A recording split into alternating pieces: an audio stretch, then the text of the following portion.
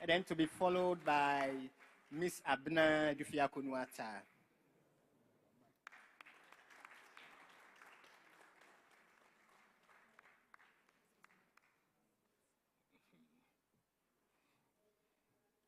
Then Miss Alberta Ankra.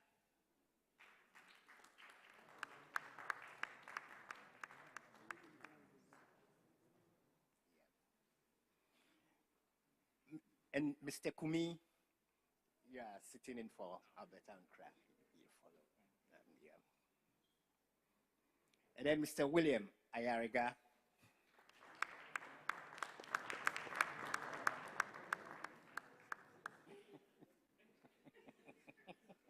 Yes, sometimes you must pay homage quickly. Thank you. He knows those he's been working with.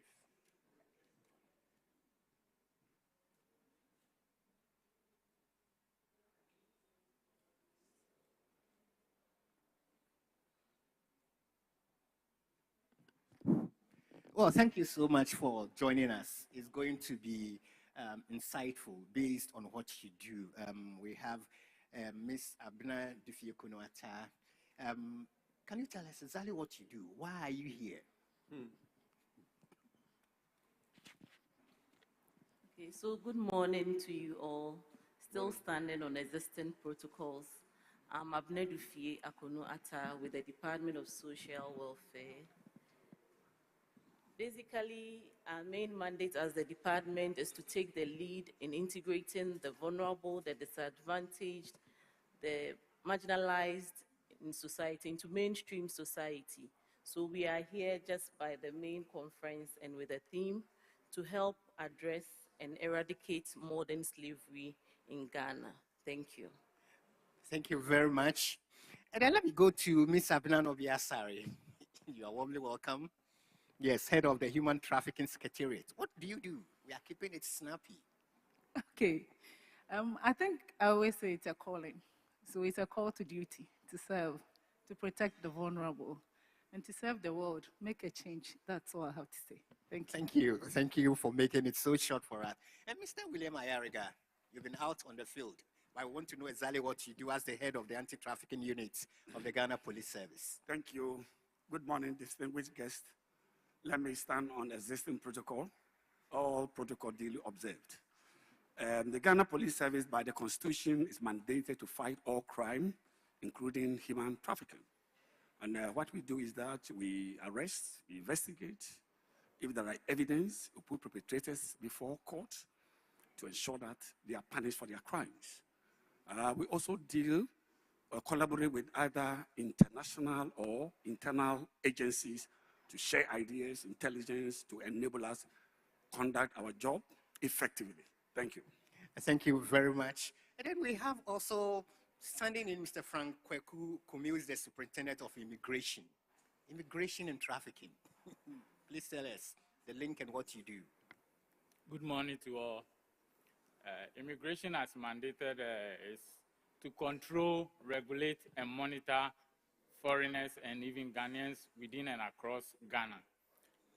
With human trafficking as a unit or as a section that I belong to, we also deal more with cross-border trafficking and also smuggling as well. That's why the unit has the anti-human smuggling and trafficking in persons unit as the unit. So for trafficking, we also investigate, arrest, investigate, rescue, and also punish perpetrators. Thank you so much.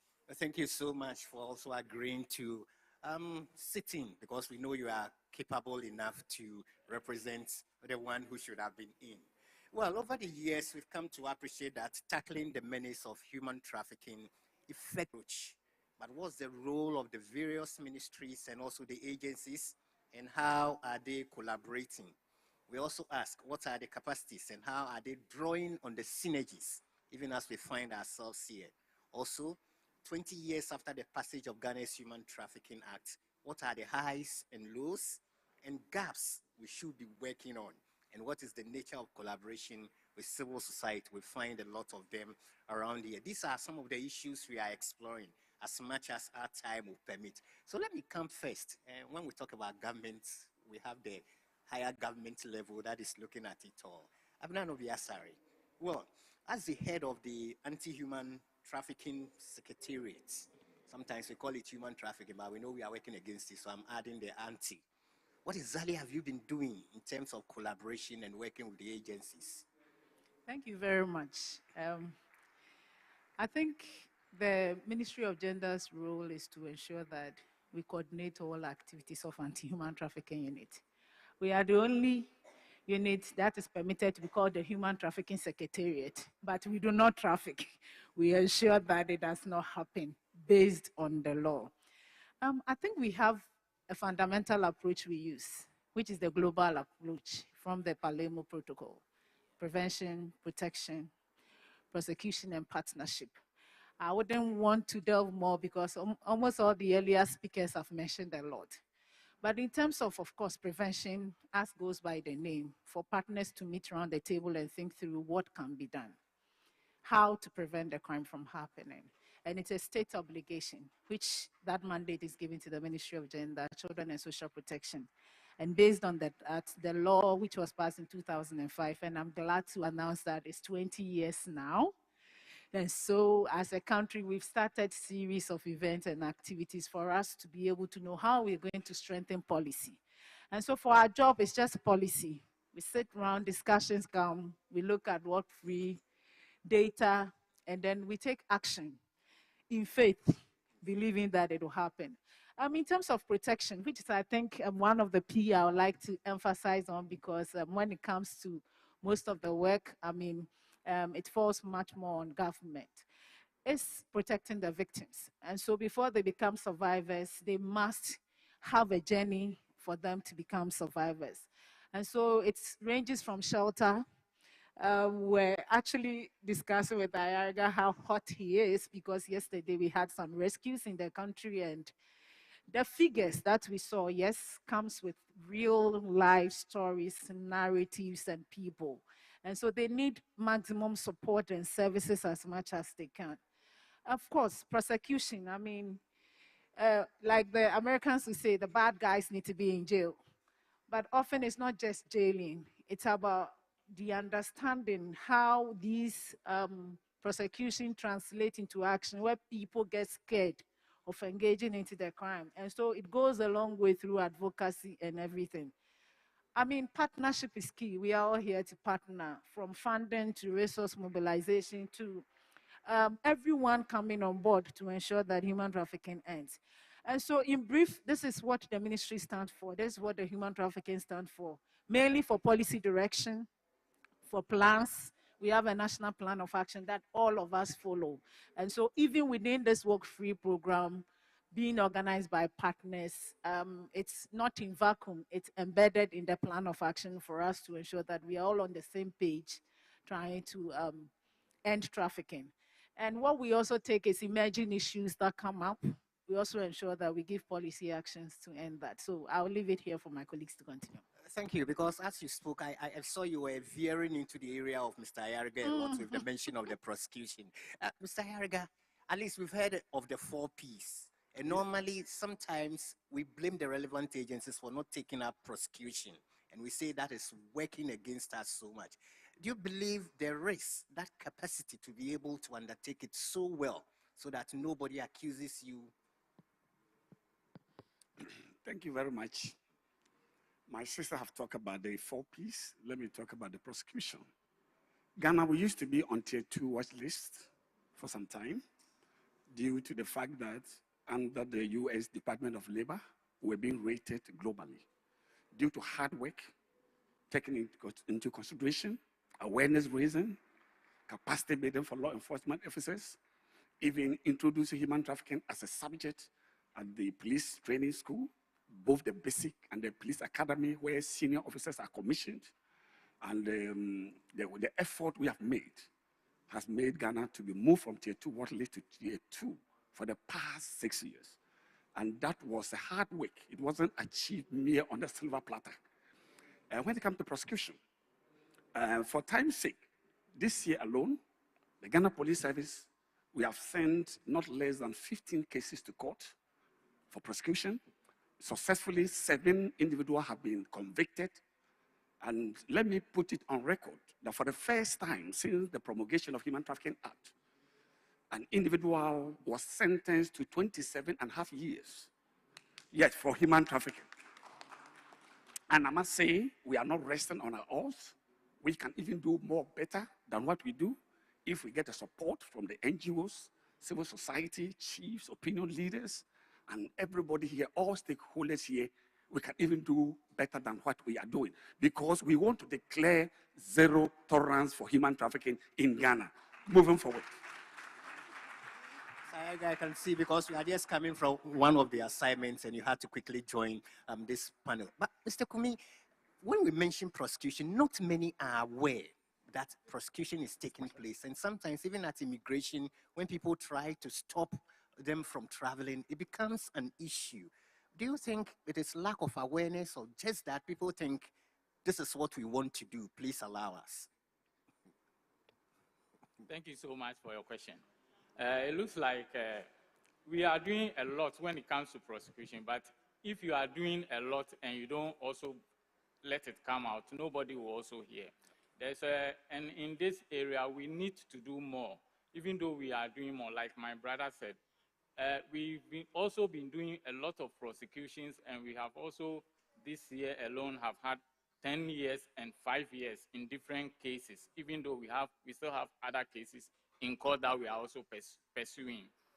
And in all this, we also, after the prosecution, media sometimes carry it, but they don't also carry it to the general public a lot. But what we have to also do now is to engage more so that the community in which we have these issues should be aware of it. So in this case, we do some awareness creation that we need to carry. Advocacy has to go more, and it has to get to the root of the communities. And in this case, also creating the opportunity to engage more with community leaders and as well people and as well the general public in the community, because there's awareness creation in the aspect of the prevention where we need to engage people for them to know their duties even when it comes to trafficking, because the law has section 3, section 4, section 5 has your duty to report as a citizen, and also how you have to refuse not to use person traffic.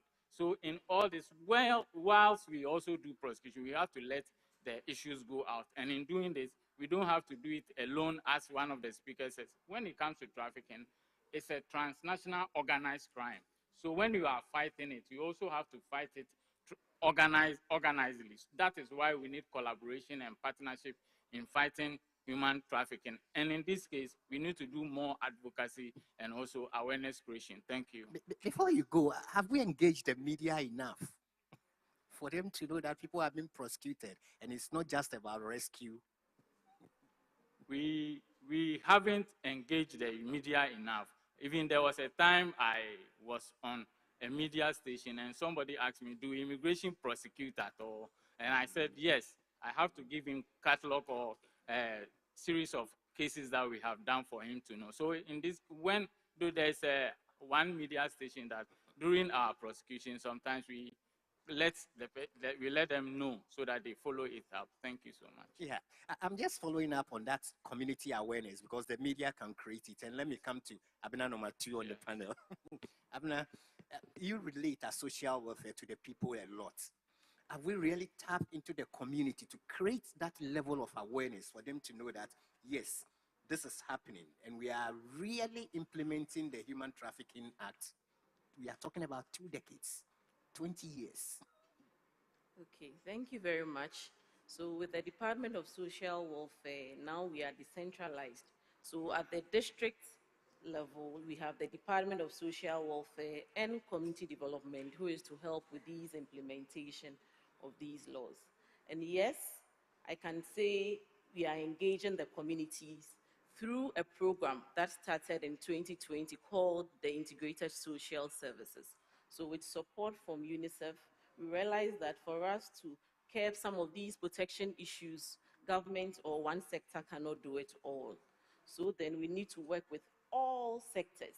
And so, for example, when it comes to issues relating to trafficking, child labor, forced labor, we recognize the efforts of all key stakeholders in the community. So we work with the traditional authorities, we work with the CSOs, the NGOs, the faith-based organizations, and they are to set community child protection actors, whereby their roles are being stated. We have a document that we call the Intersectorial Standard Operating Procedure for Child Protection and Family Welfare. So having in the community setting, they could have actors between 5 to 13, which involve all these key stakeholders so that they can tackle the root cause of issues in their various communities. So yes, there's a number of awareness that goes on. And for us, through the GACA campaign, GACA is Ghanaian Against Child, GACA is Ghanaian Against Child Abuse. So with the GACA drive, we have the Child Protection Toolkit application, where we just do not do the awareness, but we go into behavioral and social change. So then we speak to their conscience, and then we record these sensitizations done. And so I know in 210 districts, this drive and these approach with respect to the integrated social services are ongoing, and we are hoping to scale it up to all 261 MMDA. So then yes, there's a number of awareness creation, of which the Department of Social Welfare and Community Development do not do it alone, but they do it with other sectors. Do you have the faith-based organizations actively participating in this awareness creation? Yes. So even with the Department of Children, they have the National Child Protection Actors, and then I know the faith-based organizations are highly represented. And so we want that to transcend into the various communities. So based on the integrated social services that I mentioned about, there's supposed to be a work plan, and then some trainings to be done, and it's mandatory for you to involve the faith-based organizations, of which we've witnessed some of them. So then it's going, but like I said, it is in 210 districts currently. So then I know with those districts, they are really adhering to that. Abna number one, let me come to you. Since you lead within the ministry, and it's quite important we keep pushing from that ministerial level, we've identified that after 20 years, there may be gaps that should be looked at in terms of capacity and then working together and all. We've been stressing on this. From your standpoint, what have you observed, having worked in the system over the years? Okay. Thank you very much. Let me start with what prevents us from seeing the work. Then I'll talk about the capacity, because even within this room, this meeting talks about modern day slavery. If it is a US, you hear trafficking in persons. The UK, trafficking of persons. Each place, there are different names. And so sometimes it makes it look like you are still stagnant, because different conceptual frameworks. Modern day slavery encompasses a lot. For Ghana, there are different sections and compartments in handling them, all embedded in the law. When you go to child labor, we have different laws.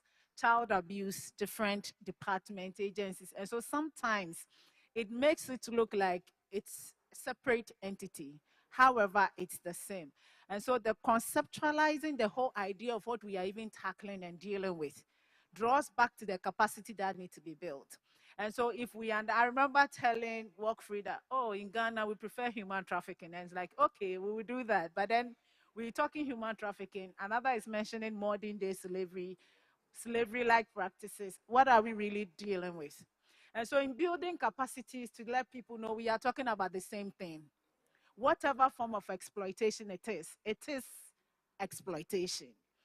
And so for last year only, we built almost 1,700 law enforcement agencies capacity, including police, immigration, UOCO, stakeholders relating to law, the court, everywhere, to ensure that we have at least agents or desk officers that can deal with trafficking.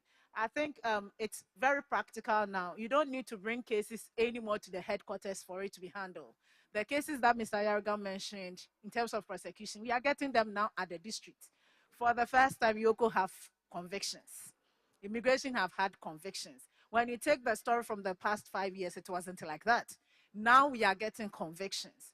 And so it's a drive to build capacity. And it's not only the law enforcement officers, even actors. I'm glad to see the faith-based organizations, because in Ghana, we love church. We love religion.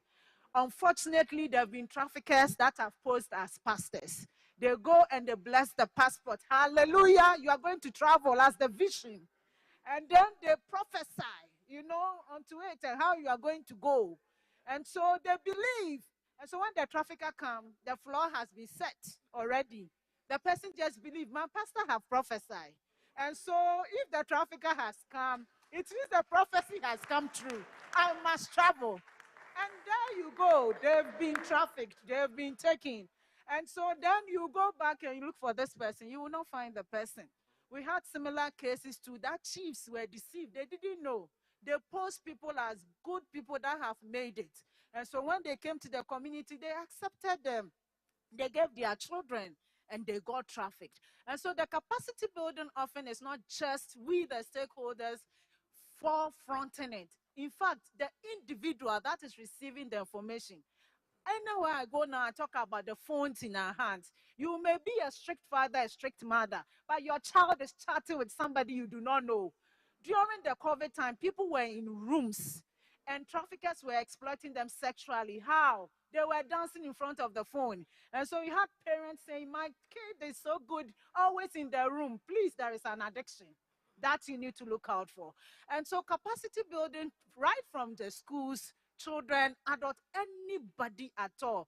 If you have the information, you have power to protect yourself. The example that the doctor gave, immediately you get into this trafficking, before we will get to rescue you, it may be too late. People have died. Organ harvesting is real. And so we continue building capacity. We continue telling our story.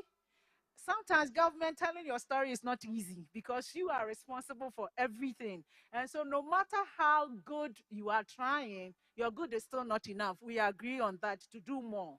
But we need partnership from everyone. Everybody needs to be on board so that we can get there. Thank you. Thank you. Thank you very much. You saw how the faith-based organizations responded to what you were talking about, because they know it is so real. And that is what even makes the police service going in sometimes have a challenge, because you seem to be impeding some people's progress. You call it service, but at times you go in with force. How do you balance it so that the people will know that we are talking about trafficking? This is not in your best interest. Thank you very much for the question. Let me take this opportunity to congratulate Mr. Annan challenging high this year. We collaborated with you. We have rescued not less than 100 children from the Volta Lake, and this is not main achievement. Let me also congratulate IJM. They've supported us to bring some young ladies from Cambodia who were recruited and taken to Cambodia. We still have some of the girls there. We are liaising with them to ensure that they come. Not only these two institutions, or two different others, IOM and International Needs, Right to be Free. We have been partnering with you, and it is actually yielding a positive result. You earlier, before I come to my question, let me quickly support my brother when you asked about awareness raising.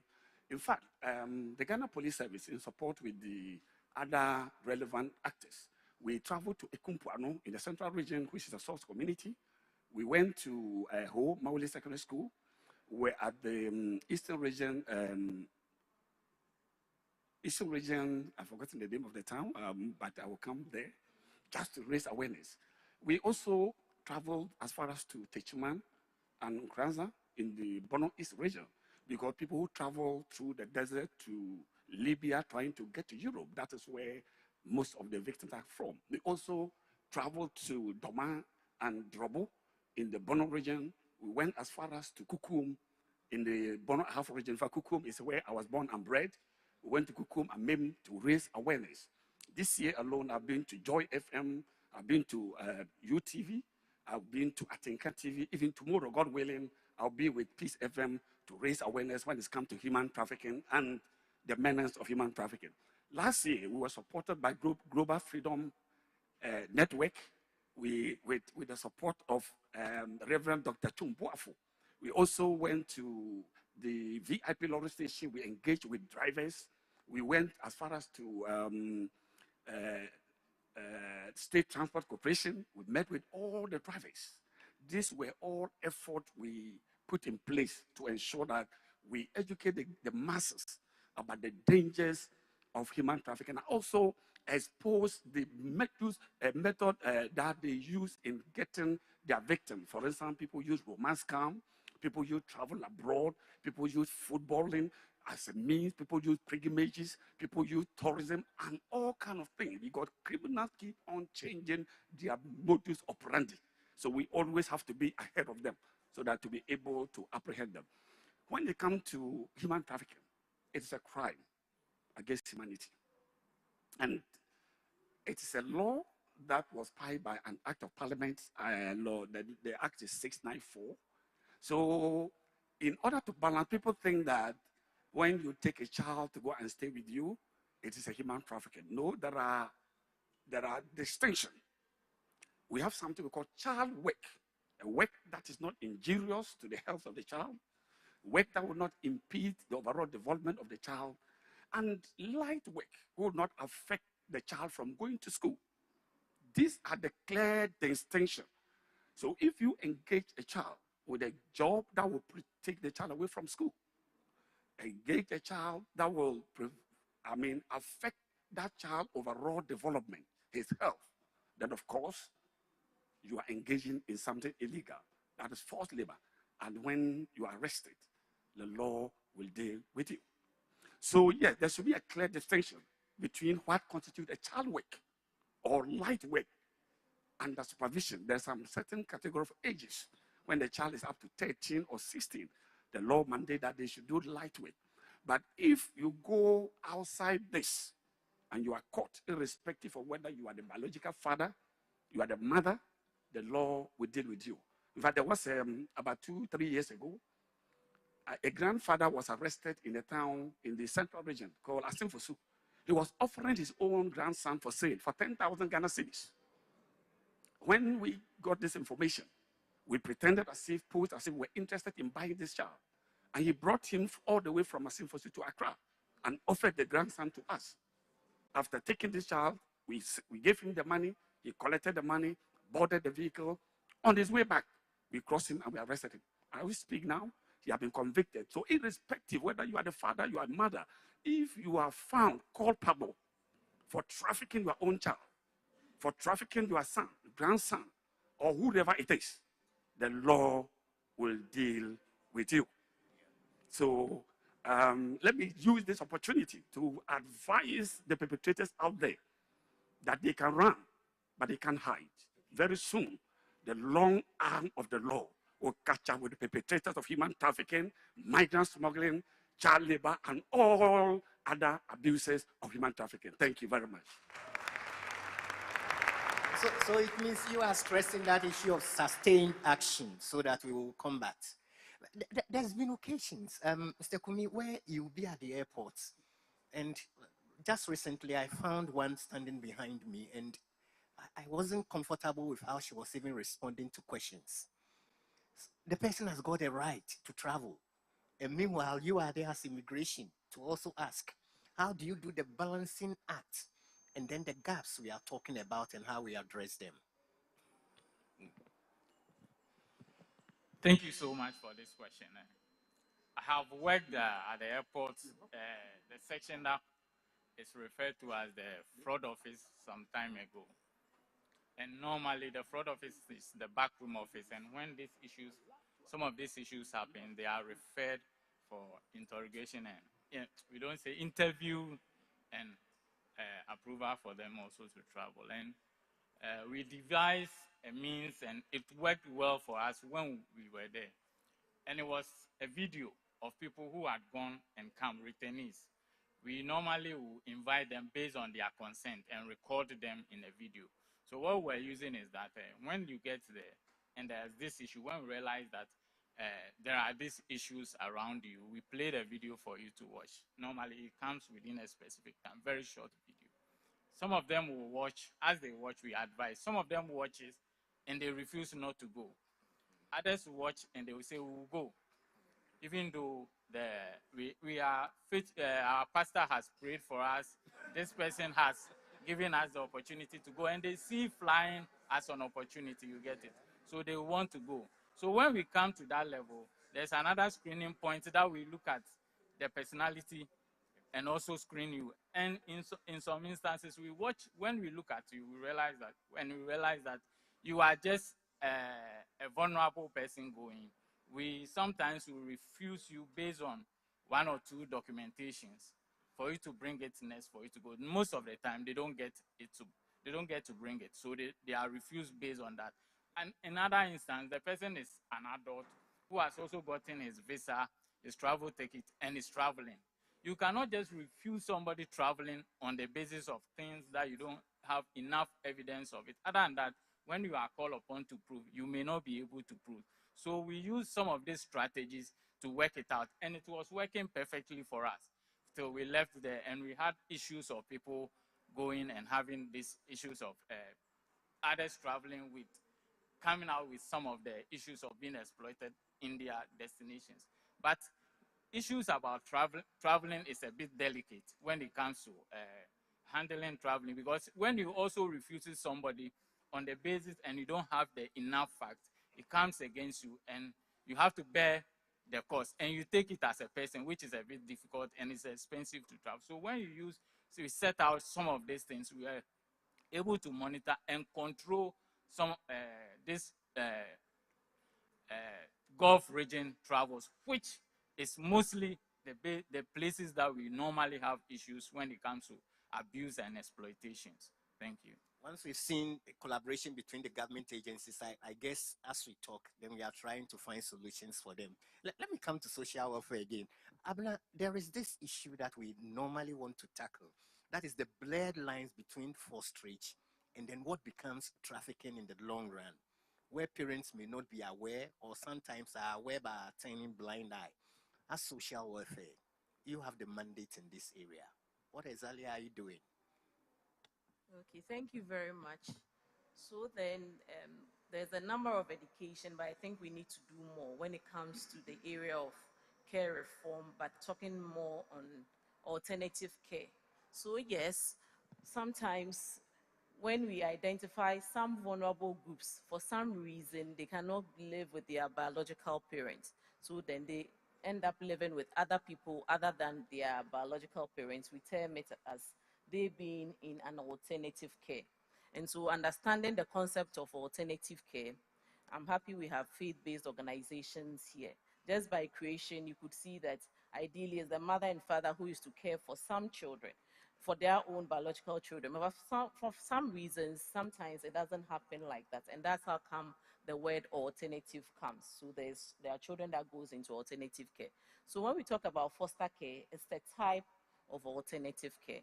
And that one, it is the Department of Social Welfare that regulates it. So we have a number of documentations to that. We have the Foster Care Regulation, LI 2361. We also have the foster care standards, the foster care operational standards, and all of that. But when it comes to foster care, we just want children who probably would have been on the street to be cared and loved and nurtured by any of us. So we have some criteria that you need to meet. You mean within the home environment? Within the home environment, in a family setting. So then I think the department, we need to do more on that. We started with the advocacy and then more of the awareness creation. But when you go to the various districts, it is also mandated by them to also continue so that people can opt to become foster parents, whereby they care for these children temporarily, either, and then they are being given a license or a certificate to that. So it expires 3 years. Which one comes earlier? Either the child attains 18 years or they care for the child for 3 years maximum. But there are different types of fostering. Some people would want the short term or an emergency one. Maybe they can just care for 3 months and less. Yes. So there's a clear distinction between you trying to cause some form of exploitation or harm or neglect or an abuse to a child other than fostering. Because with the fostering, you are caring for them, you are nurturing them, you are providing them with their basic needs. And then we have records to that. And so as a department, we do also monitor them. So nobody can just say, I am fostering you, if it's not the Department of Social Welfare that is being regulating it, that has placed the child in your care. So we have a foster care placement committee in the various regions as well. So with the issue of foster care, if you want more information, you can visit any Department of Social Welfare office to even be one.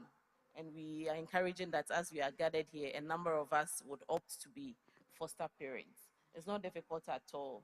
I always use the term that once we can feed ourselves and then we love one another, we can then opt to be a foster parent. And it even needs to start from our nuclear family system, whereby we encourage. In Ghana, most of our data is coming on child non-maintenance, whereby people complain or people walk up to the social welfare office saying that my husband is not caring or the father of the child is not caring for us. Issue of non-maintenance. So we advocate that fathers and mothers should play their role, their responsibilities by caring for their children. And when that happens, and it happens in the family settings, we believe that children will not be on the street. And then also in the community, we should all be there for one another. And then as a bigger society and country as well, we need to care for one another. So then we also take these foster parents through training so that they can understand the issues of parenting and how to best care for children and nurture them in love. Because some of these children that will probably go into foster care are abandoned children or trafficked child or child that has been exploited and abused and was probably involved in some hazardous work or child labor. So we take our time to educate them and then build their capacity and prepare them for that. That is fine. You know, the moment you got to this area, Abna Novia was nodding and smiling. I'll come to her for her response on this. But you know, we worked actively on the CRI, that is the Care Reform Initiative. We're trying to discourage homes a lot. And now people think when they want to do good, the establishment of a home is the best thing they can do. Where are we with it? How is the nature of monitoring? Are we still approving them? Okay, so as a country, you know, you were the first to sign up to the United Nations Convention on the Rights of the Child. And then as Ghana, we realized that we are much more family oriented, you know, we love one another. So then we agreed as a department and as a ministry to have a maximum of 50 residential homes for children, or what people call as orphanages. And so we came up with a guideline called the de-institutionalization guideline. What that seeks is to de-emphasize the residential homes or the orphanage. Because we realized based on research and what Bepe practice, I used to be the head of care reform, when we monitor and visit or inspect some residential homes, we see that you know, 0 to 3, it has a negative impact on these children. Some people, in terms of their growth, are stunted. Some people, in terms of their confidence, their IQ, we realize, because these are people being cared for by caregivers. So today she gets another job and then she quits. So then there was a need for us to look at reintegration and then trace families so that children with families, but the issue is as a result of poverty, shouldn't be the main reason why they end up in the residential homes. And so a number of activities has been done and a lot of sensitization needs to happen because what we've realized is that it starts from the faith-based. You could see a church, and once you see a church, based on the calling, they would think, oh, let us help the vulnerables in our society. Then they would think of creating a structure, and then the residential homes comes in. And then they also think they are doing their bit and they are calling. And so you see some even to the extent of not licensed, and so harvesting children to come and fill the place so that you used the word I was trying to avoid. so that they get a high number of children in there, and then people, the public would see, and then they would be able to give to them. So now we have a number of licensed residential homes and them that are doing well. So we have Challenging Heights that has been mentioned that we work with, and then they also help in the area of trafficking as well. So we have the licensed ones, and then we have the unlicensed ones. So we are advocating to people to look within. You know, giving should start, charity should be from the home. So let's look at our inside, our nuclear family, and then we move on to the extended family, and then to our community, and then we can also help. But we are not saying they shouldn't help the orphanage. They should. But when you want to help, you can write to the Department of Social Welfare so that we can give you the licensed homes or homes that we are regulating so that you can support. But we want people to then look more into the family-based care. An example is the informal one, like the kinship care.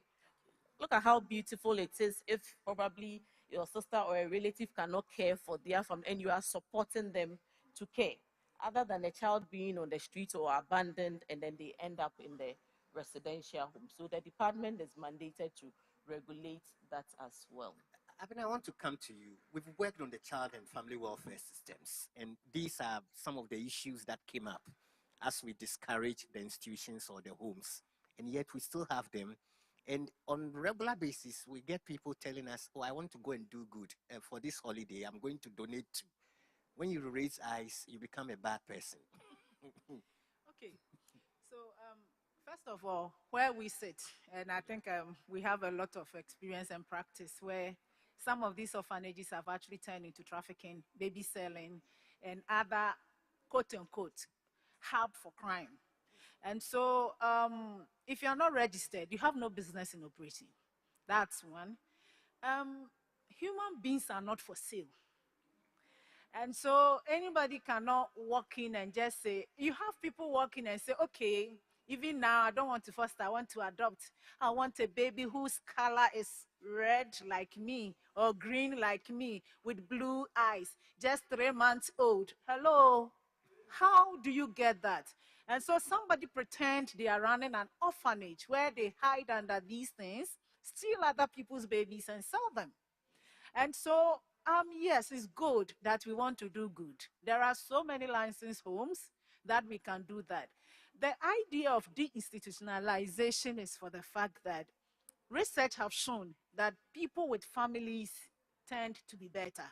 We are not saying those that do not have that luck in being in homes are not. Of course, we are providing that care and service. But if people are willing and ready, why not? It doesn't need to be your biological parent or something. And let me shift and come to some of these societal perceptions that has brought us to where we are. In all our preachings, in our dealings, men are providers of the home. And so it puts pressure on men to migrate. And so in their attempt to migrate, whatever offer that comes, they are willing to take it. As a woman, you can't be barren. And so whatever offer that comes, I'm willing to buy a baby and dump the consequences because of society. As a woman, you have to marry at this stage. You should have that. You should have that. In some churches, oh my God, if you are not prospering, the way the preaching will come, you will ensure you will prosper that day. In fact, whatever you have, you will sow it as a seed to make sure you prosper. And so people pick their business money and sow. And then the business collapse. I'm not preaching against sowing. I sow a lot. But I think we also need to preach some of these things. I know somebody who say, look, go when you invest, your tithe is enough for the church than to collapse and you cannot even pay the tithe. And so societal perception, societal norms also drive, because as a ministry and as a policy making, I cannot talk or finish my discussion, without addressing root causes of trafficking, slavery. In practice, we rescue people and they are not willing to come out of bondage. They are not willing to come out of the slavery because they cannot go home without making it. That is the term. I have to make it because I'm a man. I'm to provide for the family. There are others, they will not even come from their captors because they still want to stay there. Family have given them huge sums of money that they've sent out. They've migrated. How do I come back home without the money? I won't leave. And so men don't even accept. And I'm stressing on men because it's easy for the women trafficking for us to be, in fact, have sympathy on them. There are a whole lot of structures for women and children, but not for adult men, if I may say it frankly. because we feel men are resilient, strong, they can't be trafficked. So the men themselves don't feel they've been trafficked. In most of these QNet cases, they themselves don't feel they've been trafficked. That is the reality. Because society have drummed it, so they don't want to look vulnerable. They don't want to look victim. A victim is for that woman who is soft, innocent, but women are not innocent. In our prosecutions, the traffickers now are now women. The traffickers in Ghana, Nigeria, along the coast are now women. And so some of this drive, I'm saying this because this orphanages spring up, it's somebody's business, trafficking business. Another person who is in need will go for it. Sometimes also, please, our men of God, chiefs, the traffickers come to you and they befriend you. You are very innocent. But they use some of these pictures to tell how they are linked with high-profile people to keep their captors. And so you are very innocent, you don't know what is happening, but your name is being used by a trafficker because you are very influential in the society. We've had instances, they have pictures of our sheikhs and everything, and they drum religion, faith, such that these victims have so much faith in God that they can't even see their own exploitation till they die, till their organs are harvested. And so I don't know how we are going to have the new, as I call it, the new school and approach of advocacy. But we need to also deal with the societal norms that are driving our men to migrate, thinking that as they stay in this country, they can't make it. When you go to Bono and Hafo, if you have not migrated, nobody will marry you. You have to be a bugger. It is a societal norm that is there. It's only few people that go and succumb this norm. And so every man in that community wants to travel by hook or crook. The Libya deserted everywhere. They are willing to go through. They will tell you, yes, no, you're crying, yes, no, upon chekra. There's so much faith that Nipa 10 who are not going to and many women are in the church waiting for their children, and they've never returned because they've died on the Mediterranean Sea. Let's stop pushing our children, comparing our children to others. Your colleagues have made it. Why are you still here? Go and bring money. Women collecting mobile phones from their children without even asking where they are getting it from. These are driving traffickers to exploit this particular I'm not aspect stopping of you, society. but I think it will be the next topic for the preaching. They are all here. It will be the next topic. But, you know, let me draw attention to one thing that has come up that some people were not aware. And Mr. Kumi, I can come to you. In terms of even the landlords being prosecuted, when the issues of trafficking come up, please throw some light on it. In terms of the landlords, people who do not know and yet become liable. If you can please use the, yeah. Sorry. The anti-human trafficking law gives, in some sections, gives what to do and what not to do, what is required of every citizen when it comes to the space of the law. And you can't say you don't know about it. As we always say, ignorance of the law is no excuse. But when it comes to trafficking, there's also a chain of offenses. And it has to do, for instance, even if you are a driver, there is the law section that talks about conveyance. If you are a driver and the trafficked person the victim of trafficking, your vehicle was the vehicle that was used to transport the person. When there's prosecution, you are supposed to be prosecuted. When like my sister said, a chief, somebody comes to see a chief, or somebody comes to see a pastor or a religious leader and speak to you about it, and you offer the victim to the person to be trafficked. When during prosecution, you can be lumped in, and you also be prosecuted. There are various offenses related to these various offenses. There are various charges related to these various offenses. So I will urge you, Human Trafficking Act is there. Let us try to get it and read it so that we know, because in fighting crime, you have to know the offenders and also the victims, and as well the the people, the police or the law enforcement agencies, how we have to operate within. So in doing this, you have to know the law and live within the law so that you don't fall foul within the law. And the best thing to do is that sometimes people are reluctant to consult, to learn, to consult. And it's very, very important. There are a lot of police stations around, district police officers, immigration police officers around you. Please, let us call upon them to know some of these issues. There are things that when you don't understand, you don't just take an action when you don't understand. Just seek support.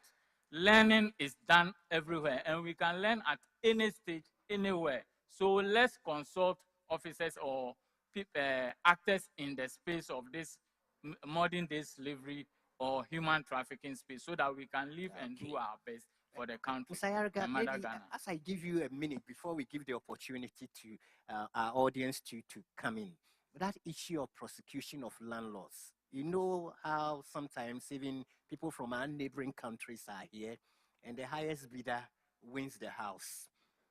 In this case, what happens? The police is all around, but you hardly find them going around and saying, please, it is not just possible to give your rent out your place to just anyone at all. Okay. Not because you hate them and not being xenophobic. Thank you very much for the question. Let me put it on records where I sit. Whether you are male, female, child, you can be trafficked. Somebody was trafficked by his own student, a teacher, to Nigeria. And let me also put it on record, about 3-4 years ago, Anti-Human Trafficking Unit, we prosecuted a lawyer and we convicted him for 5 years. Unprecedented, a lawyer was convicted. So irrespective of who you are, you can fall foul of the law. And when the law catch up with you, you'll be dealt with. Concerning landlords, yes, before giving your house or your premises to anybody, please do something we call due diligence. Who is this person I'm renting my house to? Don't forget, if these people, your tenants, end up committing crime, you can be charged for aiding and abetment of what? Of that crime. For instance, just yesterday, we went and rescued about 110 different nationals in one single room. Oh yes, just yesterday. It was on news all over. 110 of different nationals from Cote d'Ivoire, from Cameroon, DRC Congo, Guinea, Conakry, all over. And you know why? They were lured into the country under the pretext of sending them to other France, and they ended up forcing them into what we call internet fraudulent activity called KillNet. Even though, let me put it on record, that KillNet itself might not be illegal entity, but the unscrupulous people are using the name of KillNet, and they are trafficking people. As Ghanaians have been trafficked from here outside, others too have been trafficked. So if you are a landlord giving your room, how come one single room, about 110 occupants in that place? What are they doing? Are you monitoring them? Do you know what actually goes on in your room? So let me put it out clear that if you are a landlord or landlady, for that matter, because we have a lot of women owning properties, you rent your room or accommodation, whatever, to foreigners, and they use that premises in committing crime, you cannot exonerate yourself from liability. You are liable as well as those who are perpetrating the actual crime. So landladies, landlord, be on the watch out. Don't look for the money the foreigners can give you. Because, for instance, a Ghanaian cannot give the money that, Nigerian or other nationalities can give. But if you follow the exorbitant rent allowances, you may end up getting yourself into trouble. Thank you. Thank you very much, Mr. Ayariga. Yes, we are getting to the Q&A session. I want to start inviting Kafui to this place because he will be handling it. But as Kafui gets here, I just want to ask, we've all seen that you are all working as governmental agencies. Civil society organizations are there. Normally, during programs, we get them involved. But how do we share notes so that we are always on the common page so that nobody is dribbling Abna Nobia and then getting to Mr. Kumi, and then going behind Ayariga because he knows no, they are not sharing notes because everybody thinks I'm independent enough in what I'm doing. I think you didn't mention my name, but I'll take this cap because I'm the coordinator. Yeah. I mean, a number of the civil society agencies are here. I wish you would ask them in terms of collaboration, which is the 4Ps, approach, the last P, the pillar. You cannot coordinate without coordinating all the people that are working with you. And so for the dribbling time, that was in the past. I think now we really share a lot of notes. We collaborate a lot. We now have even the coalition of NGOs against child trafficking. We have also one within the West African region that at least we work together. I mean, anyone here, all the CSOs know it's a walk-in, it's a phone call. The informal approach is there, the formal ones also are there. That is the level we've gotten to where we can at least speak to anybody informally about issues, and then later we can formalize it. So with the coalitions and everything and the ministry coordinating, you are able to, people walk in and they want CSOs they want to deal with. It's our duty to give to them. And credible ones, let me add. Because if you do not report to the ministry, to the department, if we do not know what you are doing, for trafficking is an established law. You cannot rescue without law enforcement, the ministry being involved. So if you do not follow these protocols, that one we are coming after you as coming to punish you small, to let you know. But in then, the best interest of course, everybody. Of course, because Good. we need to follow standard operating procedures in this Thank work, you so much, so that we Abna do Nobia. not cause harm. Kafui, I've seen about 1 million hands already. All right. Okay, so before we go to the hands which are connected to the bodies that want to speak, let me first of all read some statements. These are statements from survivors who were asked by Challenging Heights about their expectations and recommendations from state agencies. So these are just 3 statements, and then we'll go into the questions and answers. So this is one of them. Quote, I believe that state agencies must work together to fight child trafficking. They should also provide educational programs for parents about the dangers of child trafficking and the consequences of re-trafficking. So that's statement 1. Statement 2, I believe that the Department of Social Welfare should intensify public education on the dangers of child trafficking so that parents and communities will understand the harm it causes. Many children have already lost their dreams because of this practice, and stronger awareness can help prevent others from going through the same experience, end quote. And the third statement, I often prayed for help, but I didn't know who to turn to, and I had no idea state agencies could intervene. If I had known about the police or rescue teams earlier, I would have escaped much sooner. Because of this lack of knowledge, I never expected help from the state. So those are some statements from survivors who were asked by Challenging Heights about their expectations and recommendations for state agencies. Any panelists would like to respond to any of these statements? Any of you here? I think that's normal. Let me say normal, not in normal, but most of the time, because of the fear that are placed in victims, they feel they can't escape, they can't report. But let's use this medium to tell everybody that we are here for you. Report, tell us your stories. We have social workers. If even you've passed through trafficking and it has passed, and you still want to share your story, we are here to listen. We are here to help you have counselors or psychologists to help you go through your trauma and abuse. Often traffickers will tell victims that if you run to the police is our friend. They will release, the perpetrator and all that. It's not true. And so we are here, they should report. Report to anybody, not only police. You can even report to anyone you trust so that they can help you report to the law enforcement agencies. Immigration is there, wherever you are, you can speak to someone. If you think that someone is involved, bypass that someone and speak to another person. CSOs, NGOs, faith-based organizations, all the people gathered here are ready to hear from them. And so we are here for them. They are the reason we are in service anyway. All righty. Thank you very much. And we'll start with the question. Oh, you want? Yes, yeah. Go ahead, sir. And also the law, section 6, talks about duty to report. Duty to report. So if you are also like somebody reports to you and you don't go to the police to report, and it's known that the case was reported to you first and you didn't report to the appropriate law enforcement agency. When during prosecution, you can also be prosecuted. So take note of that. I think it's all very clear. I think we'll start with the questions. I'll start with Mr. James Kofi Annan from Challenging Heights. Microphone to Mr. Annan.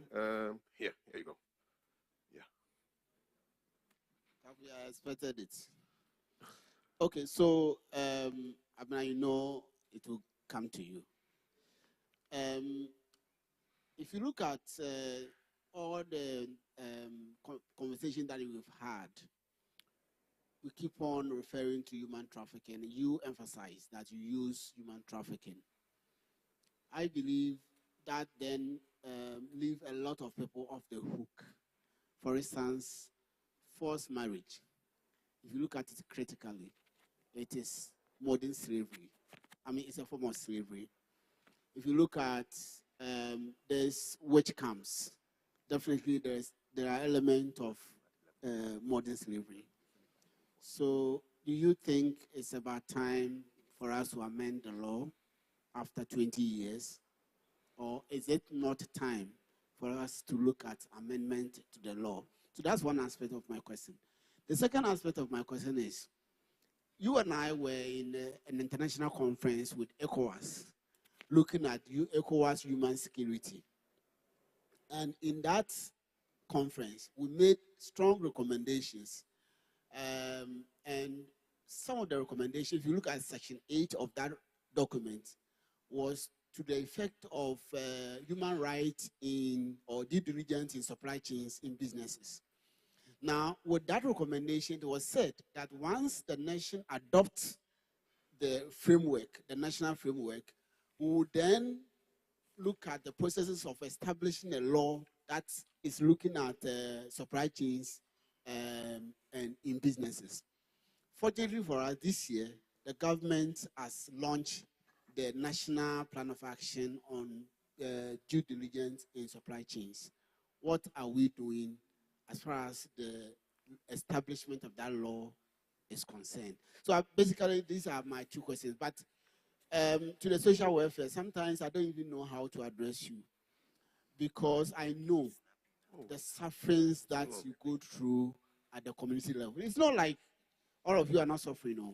This year alone, my organization and Mr. Yarga, we've gone to Nigeria 3 times between June and now. 3 times. We are not talking about January to June. So I know the kind of challenges that you face. Abena, I know that sometimes even chair becomes a problem. But when we are helping you to make the noise for government to give money, you feel that we are putting too much pressure, somewhere. But sometimes the money that we are asking for you. So I know all the constraints that you go through. But is it time for us to amend the law? Thank you. Okay, thank you very much. Hands are up. Okay, we'll keep everything as snappy as possible. Microphones to the lady in the front here. Lady in the front. Yeah. Good morning, everyone. My name is Poshedu Mensa, and I'm with Dream Hunt. We have a document which is the community-driven strategy. And from that document, we realize that we are not doing enough in terms of connecting with festivals and also connecting with chiefs for them to understand the extent and the impact of this, using infographics to go into these villages to do video shows and all of that, and also translating these big words into local dialects for them to identify with it. When we wanted a girl child to go to school, it was all over the TV. Send your girl child to school. What is the jingle for helping this situation? I have a typical example whereby a family is raising 1 billion to take just one person from their family to America. So we need to do something about this. Once they are trafficked, they also have losses. So we need to see how we can help them. Thank you. Looks like people are making lots of statements. Any other hand? There's a hand in the corner there. What? You want to respond? Where's the microphone? Okay, all right. Okay, so good morning. Thank you so much for your insightful presentation. My name is Gifty. I work at Right to Be Free. So my question is, so I used to be a TA in the University of Ghana, And then when you ask a random question, how many of you want to travel? It's like almost 80%, if not 90. They phrase the answer. I want to find out the effort government is making to educate these students coming from the university, because all of them, they want to travel right after school. They want to travel. So that's my question. Thank you.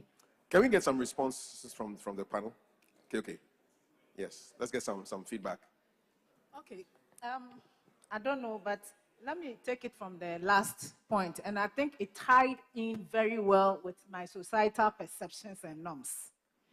Because, you see, we've made it look like no matter how rich you are, if you have not traveled outside, you've not reached. Your status, your privileges are still, So people really do businesses and they just want to go and take U-turn abroad and take pictures and put it on social media just to show that they've reached. Look at our own consumption, made in Ghana goods versus. It is our own advocacy around these things. Where I said people look at me and say, now to Ghana, why should I go out there to go and do what? Work at Walmart or where? And so it is our own perception. The dollar power, of course, the city power, yes. But again, it is your work, your hard work, and your own real world view, if I can say so. If you think you can only make it when you travel abroad, people have had opportunities and they still want to travel. And so, like the raising of the 1 billion, if I come to you and I say, oh, I want to open a business, borrow me 100,000, you won't give me. But if I say I want to travel, you go and sell everything and then come and give me the money. Why? Parents, why? Our parents, I'm asking, why? These are some of it. It is so embedded in the society. It is not really government. It is our mentality. And so we need to change our worldview about migration and see migration as what it has been from generation. Migration is not today. Nobody can control migration by saying that nobody will travel. Migration is a human right. It's your right to travel, but you must travel right. You must not be pressured. Somebody should not tell you that that is the only sure way for you to make it. And so for me, I think sometimes most of us, those days we even raised our hands, but today our worldview have changed and we are here. The other part of ECOWAS and supply chain, I think you bear with me that the Ministry of Employment and Labor Relations are working on this particular document a lot, because we stand at a position where if we do not curb trafficking, child labor, the whole supply chain, if we find out that child labor is involved, you cannot export. And so Ministry of Employment and the Child Labor Unit, they are mandated and they are working on these things. Our job is also to deal with the trafficking part, the child abuse, child protection, and all the elements. And so, it's, of course, a collaboration, but they are taking the lead on this due diligence because of particular interest in the cocoa, and now mining areas too have come into it. So, James, I think when we see Esther, she can give you more details about where we've reached on that. However, as for the law, yes, our World Day Against Trafficking theme alone, we said that we want to really look at where we've come from, where we are going, and then do amendment. I think 20 years on, we need to sit down as a country and amend where we need to amend. The issues of the landlords, landladies have come up. The issue of QNet have come up. New forms of exploitation have come up. We've had other areas that we need to establish if truly these areas need at least to a level where the law needs to be amended. So yes, I agree with you 100%. Even the National Plan of Action is due this next year, 2026. And so all these things will be looked at. And I think for stakeholders, all of us need to sit around the table and then think through. I will leave my other colleagues to also respond to some of the issues. Abner number 2. Thank you. Can I say something small? Oh, okay. You can Yes, come in. yes, And yes. we are doing the wrap-ups as we do this work. Yes, let me take this opportunity. Somebody asked, what are we taking advantage of festivals? Let me take this opportunity to congratulate one Queen Mother, Ahima, from Gomoa, Mampong. But this year, the Advocacy celebration, he traveled to the National Police Headquarters, came and met with the Director General CID and requested for a resource person for this year Advocacy Festival. And my Director General nominated me. In fact, this year, they are celebrating about less than 3 weeks or 1 month ago. I was there. I met them, and I spoke about the menace of this human trafficking. So I'm taking this opportunity to appeal to other queen mothers, chiefs, and opinion leaders. Anytime you have a gathering, whether church, whether mosque, whether festival, don't hesitate to invite us, and we'll surely come and talk to the public and educate them about human trafficking. What I want to see the law being amended. One, the Plea Bargaining Act 1079. I want human trafficking to be taken out of plea bargaining. Looking at the gross violation of the fundamental human rights of people, I don't want to see human trafficking crime being part of plea bargaining. That one, I have already registered my protest. I want it to be taken off. Mr. Ayariga, I think we all agree with that one. Thank you very much. Said, yeah. Thank you. Mr. Kumi, your short wrap up. So my wrap up is going to be, let me also talk about this landlord issue. The Landlord Immigration Act, Section 52, the offenses, it talks about people who give, landlords who give their houses to foreigners. And at least if a foreigner wants to rent your house, just look for his resident permit at least. However, if you don't do that and you rent it to the foreigner and there is any issue and the foreigner is caught up, you are also a culprit. Thank you so much. Thank you. And then, Abna. Okay, so thank you so much. So my last words is that just like the child and family welfare policy, all stakeholders gathered here, including government, we all have a role to play. Let's increase our collaboration mechanism. And then, yes, to even translate some of the things into our local dialects. In most derbes, festivals, you see the Department of Social Welfare present, whereby you see them even trying to act. And they use the school children. I've also seen a number of times that curious minds in most of our engagements try to speak to the general public. And I think with that, it really speaks to their conscience. So we should report any child protection issue, we should report and report. So we could always report on the helpline of hope under the Ministry of Gender, Children and Social Protection. We should only be aware of the high-risk cases and then the low-risk cases that one, the traditional authorities, faith-based, can even come in to mediate. But it starts with we being aware of these issues and then also reporting. Thank you. Thank you so much. I know if we are given the time, we will continue because there is a lot more that we need to explore. But I want to end by stressing what Catherine earlier said. There's been pockets of progress, and yet we need sustained action. And being here on the government panel, we can say that collaboration works when we consciously do it and we keep sharing those. Let me thank you so much, Mrs. Abna Nobiasar, head of the Human Trafficking Secretariat at the Ministry of Gender, Children and Social Protection, Mr. Abna Dufia Konuata, head of Monitoring and Evaluation at the Department of Social Welfare, and Mr. Frank Kweku Kumi, Superintendent of Immigration, together with Mr. William Ayariga, head of the Anti-Trafficking Unit of the Ghana Police Service. We really appreciate your input. And thank you very much, Kingsley Obinchre, with the Ghana Broadcasting Corporation for expertly moderating this session. Please step forward like beauty contestants for a photo. Let's make it, we'll have you here. And then he's at the end. This way, please switch for me. Yes. Yeah, that works. Okay. And they are getting ready to descend, and I'm also about to call on the next panel, which takes us to lunch. Session 5 is Faith in Action, Advocacy that Transforms Communities. Our moderator is the chaplain at the St. Thomas Aquinas Catholic Church, right here in Accra. Father Michael Kojo Mensah is our moderator. Let's give him a big round of applause as he comes up. And he will introduce the entire panel. Just to give you a heads up that one of our panelists, Sister Olivia, is in such high demand that she will need to leave the panel a few minutes early. She's been invited by the Vatican to speak on their panel shortly after this one. So please don't be alarmed when she quietly makes her way off the stage. Sister Olivia, give us a wave wherever you are. There she is. Yes. So, Father, over to you to bring your panel onto the stage. Thank you. So this can go. This can go. If we move this one.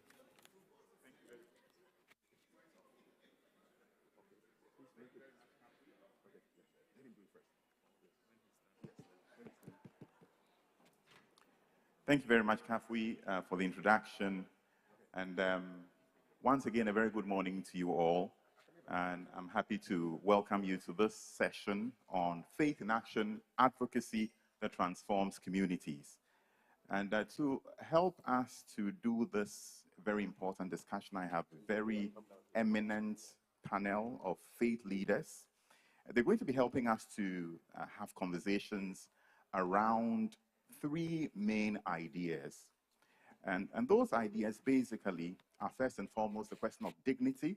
So restoring the dignity of the human person through faith-based advocacy. The second is knowledge, that is knowledge as the most powerful tool for the prevention of modern slavery. And finally, the question of collaboration. So leveraging multi-actor and cross-sectoral collaboration to raise positive outcomes. And for that, I'm very happy to begin by inviting the Reverend Elias Agola, Peace, Justice, Peace, Reconciliation, and Creation Director of the Presbyterian Church of East Africa and member of the Interreligious Council of Kenya. Please welcome Reverend as he comes up. He will be followed by a very well-known face in Ghana, the Sheikh Aremeyao Shaibu, Chief Imam Spokesman, Chief Imam's Office. Now, I am not sure whether the Reverend Canon Julian Clarence or all kind of the... he'll be a bit... Okay, so he will be with us shortly. But we have here the Most Reverend Dr. Paul Boafo, President of the African Methodist Council. Please welcome the Most Reverend Boafo as he comes up. I have with me the Apostle Emmanuel Ni Okulo Tete, General Secretary of the Pentecostal and Charismatic Council. And we are also privileged to have the Very Reverend Father Kwame Lebi. He is a religious leader at the Holy Transfiguration Orthodox Church. I have with me also the Reverend Father Michael Kweku, who is the representative of the Governance, Justice, and Peace Directorate at the National Catholic Secretariat, Father Michael Kweku. Last but not least, I have the Reverend Sister Olivia Umo, the National Director of the Talitha Kum and Director of Safe Child Advocacy and the Catholic Sister of the Daughters of Charity of St. Vincent de Paul. Please welcome this eminent panel.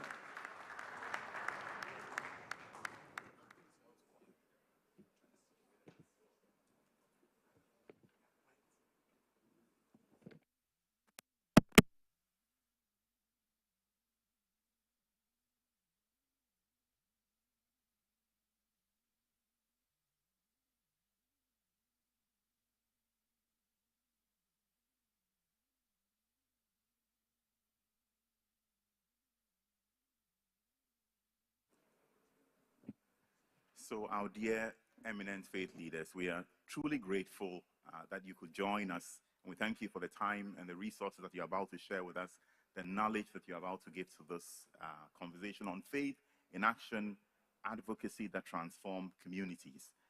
I will just humbly ask you, maybe in just 20 seconds, to tell us what is it that brings you to this panel this morning? And let me begin from the extreme end with Sister Olivia.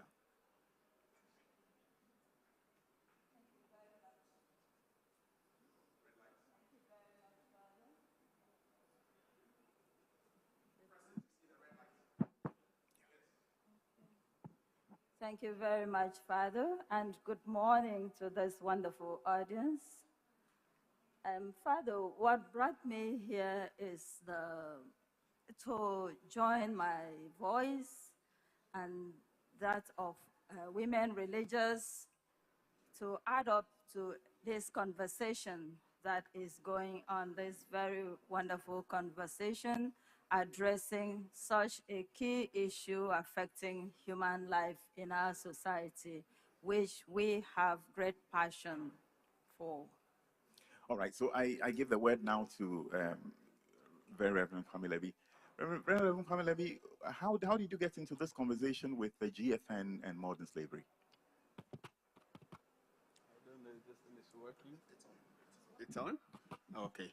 Um, thank you very much. When I was roped into GFN, I thought I was just being roped in because they wanted an Orthodox person, Eastern Orthodox person, and so I got in there. But in my previous incarnation, when I worked with the World Council of Churches, but my work took me all over the world. And I came face to face with issues of trafficking and slavery, from the streets of Bangkok, Latin America, Africa, Europe. I really came face to face with people who were in these situations, sex workers, some of them who had been forced into it and other things. So it's became my passion. We're eager to hear you on this matter, but let me now go to you, Apostle Emmanuel Tete. Yeah, thank you very much. Coming from the faith fraternity, I've come to realize that God is not neutral when it comes to social justice. God calls us to do just and to be righteous. And to the extent that slavery and child trafficking is social injustice, I think I connect with it, and my organization, that is the Ghana Pentecostal and Charismatic Council, also connects with it. So that is why I interface with the Global Freedom Network. Thank you very much. Reverend Agola, you work with the Presbyterian Church of East Africa and also the Interreligious Council. How do you come into this conversation? Thank you, moderator. I've come to bring the voice of East Africa religious leaders in the need for having human dignity and explaining what we can do together to have us attack this issue of human trafficking and modern day slavery. That's what has brought me here. Thank you very much. Sheikh Armi Al-Shaibu, you have a national and an international voice on so many issues, but why modern slavery? Modern slavery, in my view, is one of the greatest crime and injustice against humanity. For any human being to subject a fellow human being to bondage, whether in modern sense, what we call modern slavery, or the ancient type, or the traditional slavery, it's an affront to human dignity. Is to deny the human being the God-given dignity to which is entitled naturally. And so I have, ahead of my connection with Global Freedom Network, I've received information from taxi drivers from the Kotokola International Airport about the young ladies who have traveled to the Gulf states, and they have gone through some of the most horrendous treatments, including sexual harassment and then denial of their stipends and their salaries. And when they have made, a protest, claimed or demanded the payment, they are threatened with deportation. And some of them have been deported to the airport here without even the penny to take a taxi back to their homes. So taxi drivers have come to me. Where I lead prayer is not far away from the Kotokola International Airport. And taxi drivers who are Muslims come there to pray, and they have told me about it. So that triggered my interest. So in my connection with the Global Freedom Network, it even gave me the passion now to say that this is an affront to human dignity, and religious space should be used effectively to rid our world of this kind of crime against humanity. Thank you so much, Sheikh. Most Reverend Paul Wafo, I know that you have been a constant voice, and an advocate, over the past 5 years or so with Global Freedom Network. What is it that, keeps you continually, on this path and on this fight? Thank you very much, Father, and good morning to you all. I have been very passionate about this from my background as a Wesleyan. And John Wesley was someone who stood for social justice, and right from his days, and that has been part and parcel of my faith, and making sure that we bring justice to society. And so when I got in touch with Global Freedom Network, I saw that it was in line with my passion. And so I just bought into it. And since then, I have been part and parcel of every activity of Global Freedom Network. And I think that is the best way to go. Thank you, Reverend Boafo. Father Michael Kweku, you work at the National Catholic Secretariat, and your area of work has to do with governance, justice, and peace. What can you say about your recent engagement with the GFN? Well, it's rather interesting when your friend and your brother, with whom you are very informal usually, is addressing you on a more formal platform. We've been friends, brothers for over 30 years now. No, I tell you what. For those of you who pay attention to the media landscape on especially issues on the environment, I do a bit of work with that. But my sister who works in Ethiopia, I started calling me Father Galamsey, and I said, you think I'm passionate about Galamsey? Wait till you hear me about human trafficking and modern slavery. So it's a personal conviction about the dignity of the human person and the need for every person, whoever they are, to be free. But also this is informed by the Catholic Church's corpus of work on social justice, which is built on the fact of the dignity of the human person created in the image and likeness of God, which means that if I believe in this, then I have no option but to fight for the freedom of every single person. Thank you very much. We really appreciate all of you and the contributions that you have already begun to share with us. But let me go to you, Sheikh Aremiao Shaibu.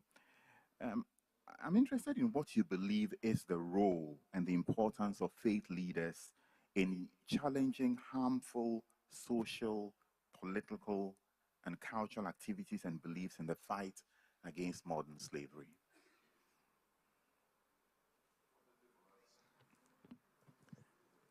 Okay. Fortunately for us in Ghana, we have a very good interfaith environment, and so we are able to work together. Our shared values and concern, especially that has to do with the well-being and the freedom of every human being and the dignity given to every human being. So that already gives us that space. But our diversity is natural, and out of those diversities arise some of the traditions that bear some of the harmful consequences on our people. Some may have very good consequences, but some also may have. So those that are rooted in culture, tradition, and beliefs are things that faith-based organizations and religions can work together and see what can be done sometimes to just challenge those texts, if you like, or those cultural traditions. Let me give an example of, in some traditions, some beliefs, that if you marry and you are able to cater for your wife very well, in appreciation, they bring her younger sister and add it to you. It's a practice in some traditions. And there's what we call inherited widowhood. That's also another practice. It is embedded in the belief of the people or their culture, and they see nothing wrong with it, but it's a form of slavery, if you like. So a slavery that has been couched or covered with cultural traditions and beliefs. So this is the area where religious leaders can look at those sources and see, is there any way we can give interpretation to that? What is the context within which that particular teaching has come, and how does it apply today? Is one of the things that I think we need to. And then secondly, we can share spaces together, because religious leaders, one, they are mentors. Two, they give hope. Three, they are educators. They pursue the cause of justice. They represent the love of God for humanity, and they are concerned about human sufferings across the world. So on this particular basis alone, then religious leaders can really form a coalition like we have done now and use effectively the various platforms that we have. For example, if it's a pastor, he uses effectively the pulpit that he has at his disposal on a Sunday. If I'm an imam, what I want to do is that on Friday, I effectively use my pulpit to bring the challenge to the fore for people to understand. One, the dangers involved in it, how it affects human development, the law that is needed to be understood so that people do not really. And secondly, to work on the mindset of the people. And I like the point that was made by my sister from the Ministry of Gender. The mindset of the people that if they do not travel outside, they cannot make it. So leaving more of the wider opportunities down back here, and then wanting to submit themselves to that kind of experience where they get trafficked is also one of the things. And then the other, for example, the issue of child trafficking and child labor. In both Christianity and Islam, we have a belief that the child must be dutiful to the parent. The child must seek the blessings of the parent. So where do we draw the line between the child's filial responsibility to the parent and what slips into the area of bondage, where the child, still we talk of marriage. In marriage, the woman is supposed to be submissive to her husband according to the scripture and in our religion. Where do we draw that? And then they say men must love their wives, but the women must humble themselves. Where do we draw the line between that humility and being pushing her into the area of bondage? I think these are the areas where, as religious people, we can explore, so that putting together all the pieces of scripture, that will ensure that we can now give a better expression of what we believe in our faith. I think that is the way I think that faith leaders can collaborate and make sure that we rid our societies of modern day slavery. Thank you so much, Sheikh Harimi Al-Shaibu. Sister Uma, we've just been listening to Sheikh, speak about how faith leaders should leverage the pulpit, the imams in our mosques and the pastors in the pulpit, and how we should work on changing the mindset. Now, I'd like to ask you, if some of these things that he has spoken about disproportionately affect women, what then should be the role of faith leaders in helping restore the human dignity of survivors? And what is the role of women religious leaders in addressing gender-based exploitation and the harmful norms that underpin it? He's spoken, sometimes about what happens to our women in the family. They're supposed to be submissive and so on. What are your thoughts, sister? Thank you very much.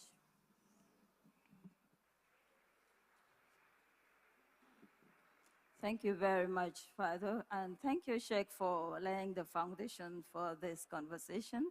As I was listening to Uncle Sheikh, I was touched. I said, this is basically the same line. Women religious, and for the audience, women religious refers to Catholic nuns, Catholic sisters like me. Our roles are numerous, and right from time, we've always been at the center stage of responding to issues concerning women generally. I'm sure if I should ask in this audience how many people have been educated by women religious or attended schools run by Catholic nuns, I think I will get a lot of hands here. So we start from that level of education. It is even because of our interest, our passion to liberate. women, or in fact, society, and to respond to social issues that led to Catholic sisters running schools and such institutions. And if you ask any Catholic sister from any congregation at all, what do you do? The first thing that we would start with is that we are concerned about issues around women, empowering women, especially women in the margins of society, women in vulnerable situations, women in the periphery of society, because whatever affects any woman at all affects us, even if we are not directly, in that situation. I see when even we are gathered like this and the men are taking control, you see the way they push us to the end. Like, I was so amazed. I said, what a society, an African society is typical. The only woman in the panel was called last. And she's at the extreme end, not in the middle. What is that? So gender-based exploitation in this society is numerous. And we women religious, we are really concerned. And that is why the International Union of Superior Generals started Talita Kum International Network. And Talita Kum is a network of Catholic sisters against human trafficking, gender-based violence, child marriage, and all of those exploitations that affects women. Let's call it gender-based exploitations. And we stand up seriously against these harmful norms. That's why we cannot keep quiet whenever they are happening in every sphere of society that we are. We may not always be shouting around, but we are very powerfully working, educating women so that women ourselves would know our worth, our dignity, take our positions and realize that we don't need to be, approved by men. The men don't need to give us approval. And we do this by various education of women at various levels. My office in Kumasi Archdiocese, the Safe Child Advocacy itself, works with women on the street. And our priorities are given to women, girls on the street, the ones you will call the kayayos. We provide sponsorship, access to formal education. We provide access to skill training. We are there standing beside women who are affected by gender-based violence in the family. We support them through education. We also challenge these norms when we have opportunities to talk to community leaders, to talk to faith-based leaders, to talk to or to address or to deal with anybody at any level. And the international network, the Talita Kum network, does not end in Rome. It has established 60 local networks in various countries, including Ghana here.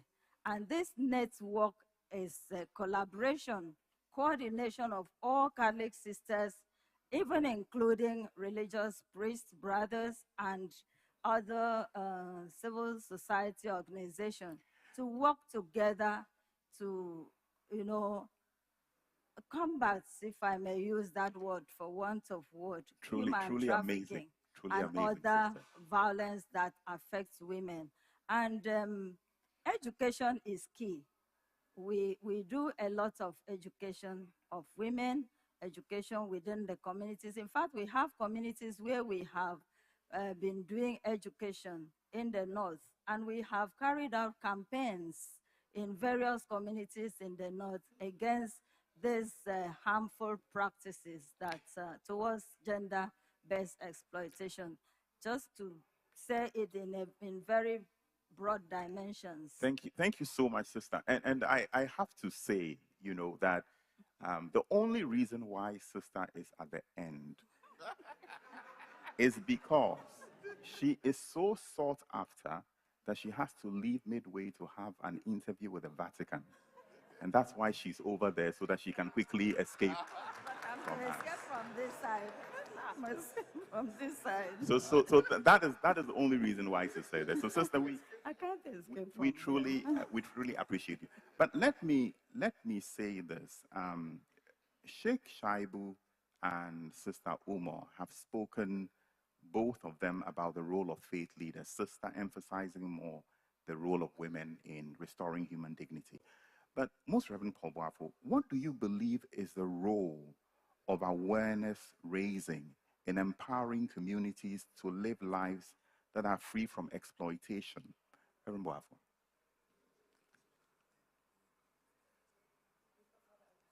Oh, so please help me to welcome the Reverend Canon Okine. Please, let's welcome him. Reverend Canon Julian Clarence Soa Okine, the Diocesan and Synod Secretary of the Diocese of the Anglican Alliance. So, Reverend Okine, please, let's welcome him once again. Thank you so much. I go back to you, Most Reverend Paul Boafo. Yes, thank you very much. Faith leaders coming into this exercise is very crucial. The sense that we are everywhere. When you take us in the urban, peri-urban, and then the rural areas, and what we are discussing cuts across all these areas. And when you find faith leaders in there, they are trustworthy people who people can confide in.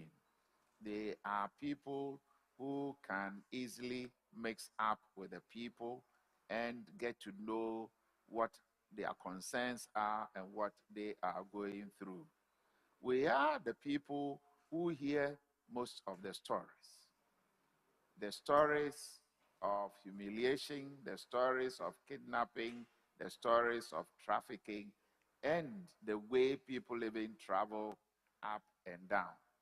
And as Abner said, we are the people out there who would always hear the first stories about, also, I want to travel.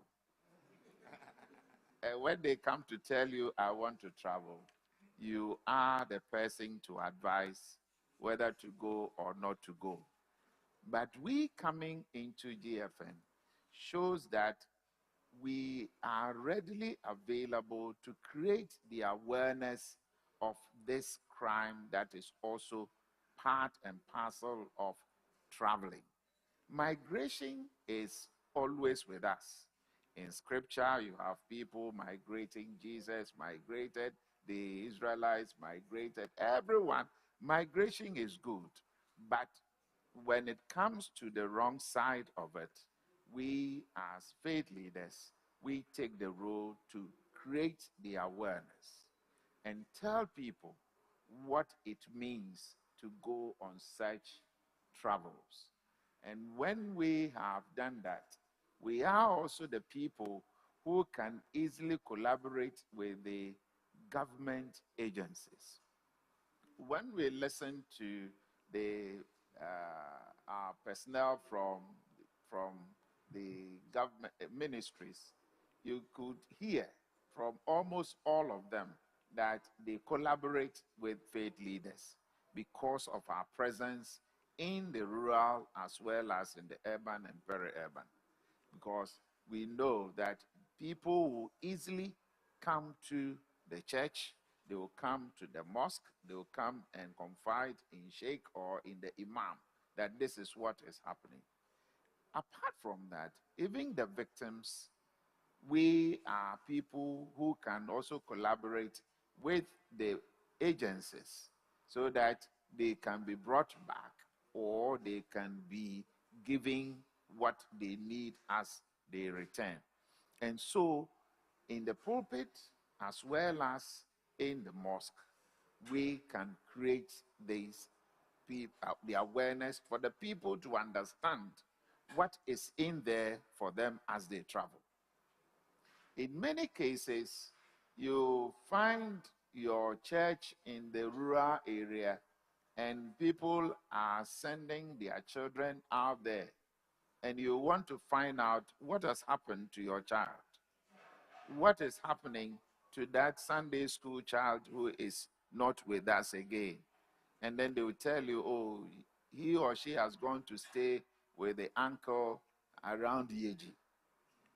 If it's around Yeji, what is that child going to do? You know that Yeji is prone to this kind of thing, and that is where you want to find out. And when you find out and talk to such parents, they are ready maybe to come back. Again, creating the awareness brings a leverage for you to also talk about what do you have to do when you are confronted with the issue of not knowing what to do in terms of poverty. Then, from that area, as faith leaders, we can engage government and say that in this area, they might need a school or they might need this facility so that we can stop the migration that goes on from that particular area. So faith leaders are very crucial, and they are major stakeholders, creating awareness, educating the people. The good book says that for lack of knowledge, my people perish. And we would not come in to let people perish, because we know that each and every individual has been created with the image of God. And there is that dignity in that individual, young or old, male, female, so that we have to preserve it. We have to make sure that people can live as God has created them. So we don't discriminate, but we make sure that from our pulpits, we make sure from the mosque, people are made aware. Yes, there's a tendency and the mindset that traveling is the norm now.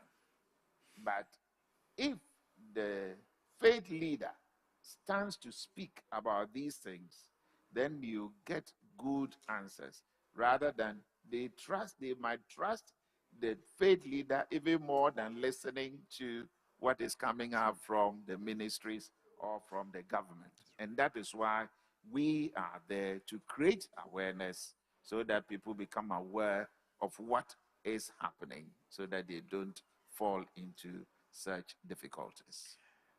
Thank you very much, Most Reverend.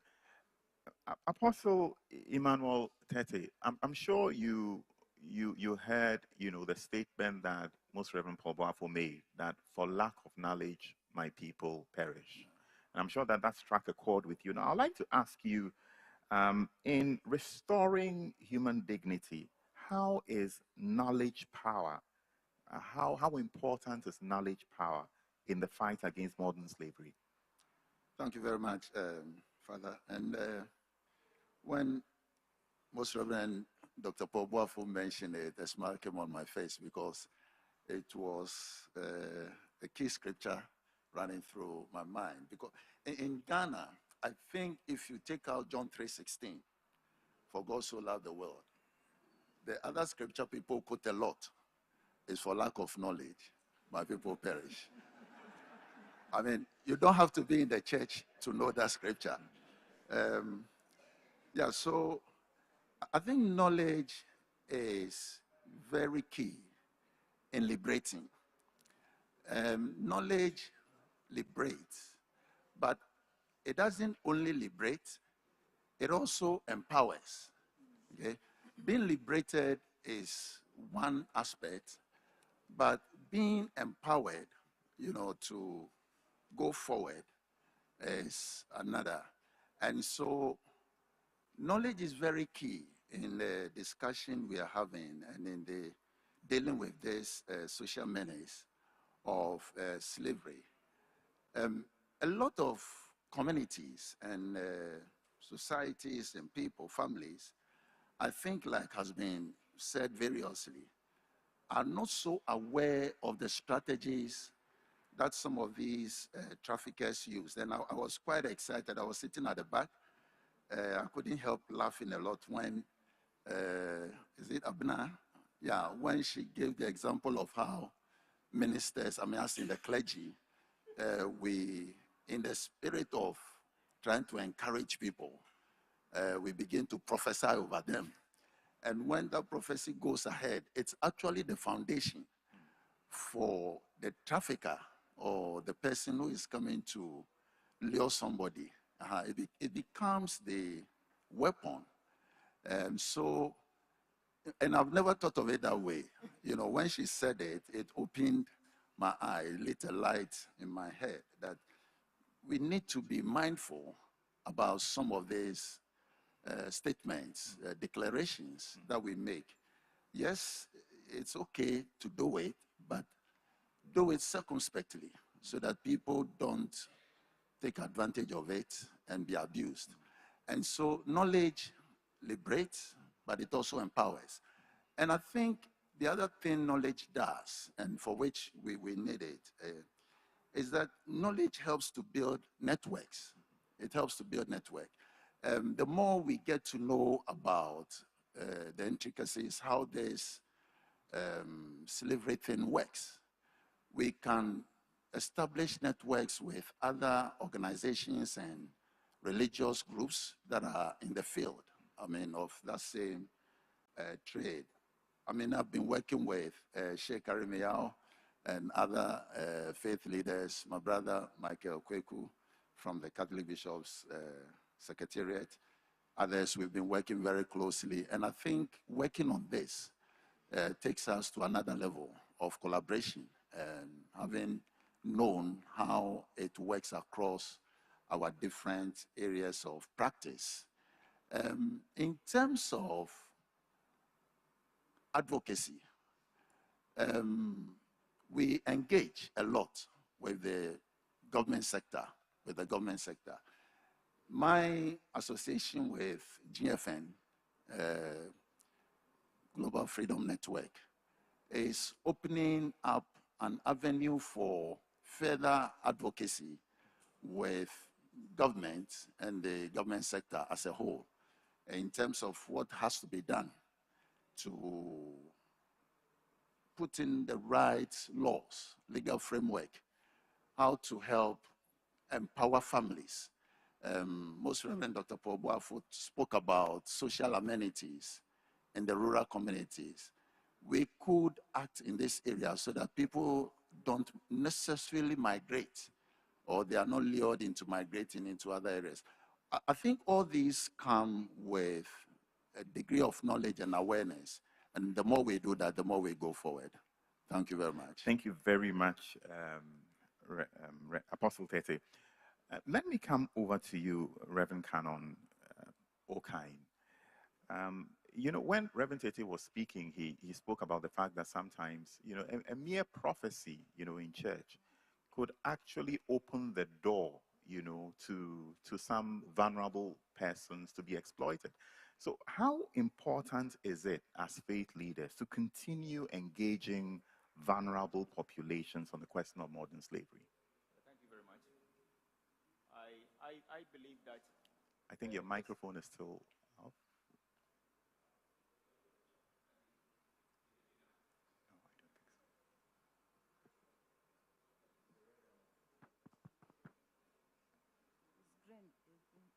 Right.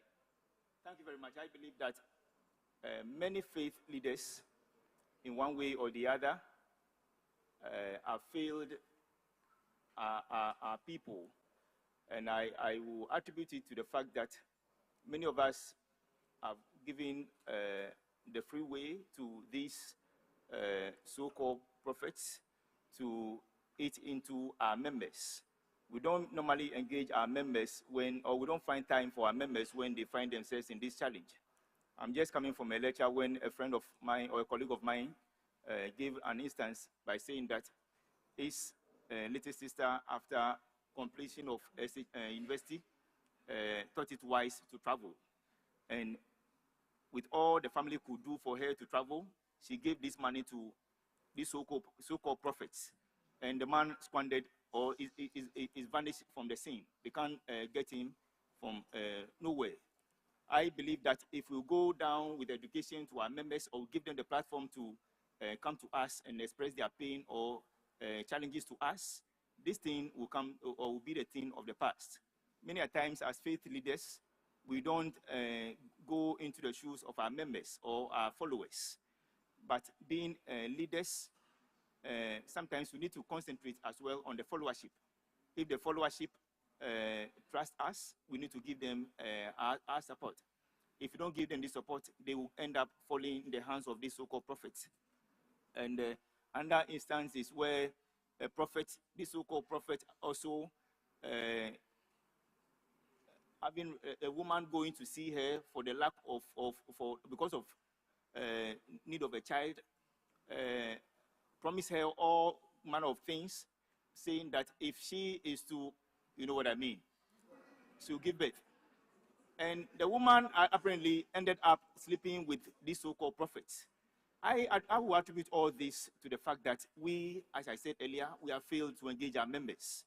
We need to come down to the level of our members. We need to be in their shoes whenever they need us and to give them hope. Otherwise, those out there will just feed them with any negative information.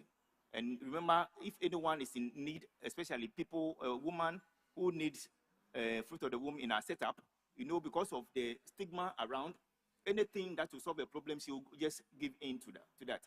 But if we stand up and engage them, I think they will have faith and trust in us, and they will not more fall into the hands of these so-called prophets. Thank you. Thank you so much, Reverend Cannon. Thank you. We truly appreciate those thoughts. And if I may come over to you, Reverend Elias Agola, clearly, listening to the Reverend Cannon, you realize that no one can win this fight on their own. And so I'd like to ask you, what is the role of interfaith collaborations in supporting and protecting human rights? I mean, some of the things that he's spoken about really touch on the question of human dignity and human rights. How can we collaborate? Thank you, Father, for that wonderful question. And thank you to my fellow panelists that have gone before me. In 1999, up to the year 2000, the religious institutions in the Republic of Kenya realized that one religion, denomination, or sect cannot go it alone. We used to have, and we still have them, the religious coordinating bodies in Kenya, one coordinating the mainline churches, and that is the National Council of Churches of Kenya, another one coordinating the evangelicals, another coordinating the SDA, others coordinating the Muslims, namely SUPKEM, and NAMLEF.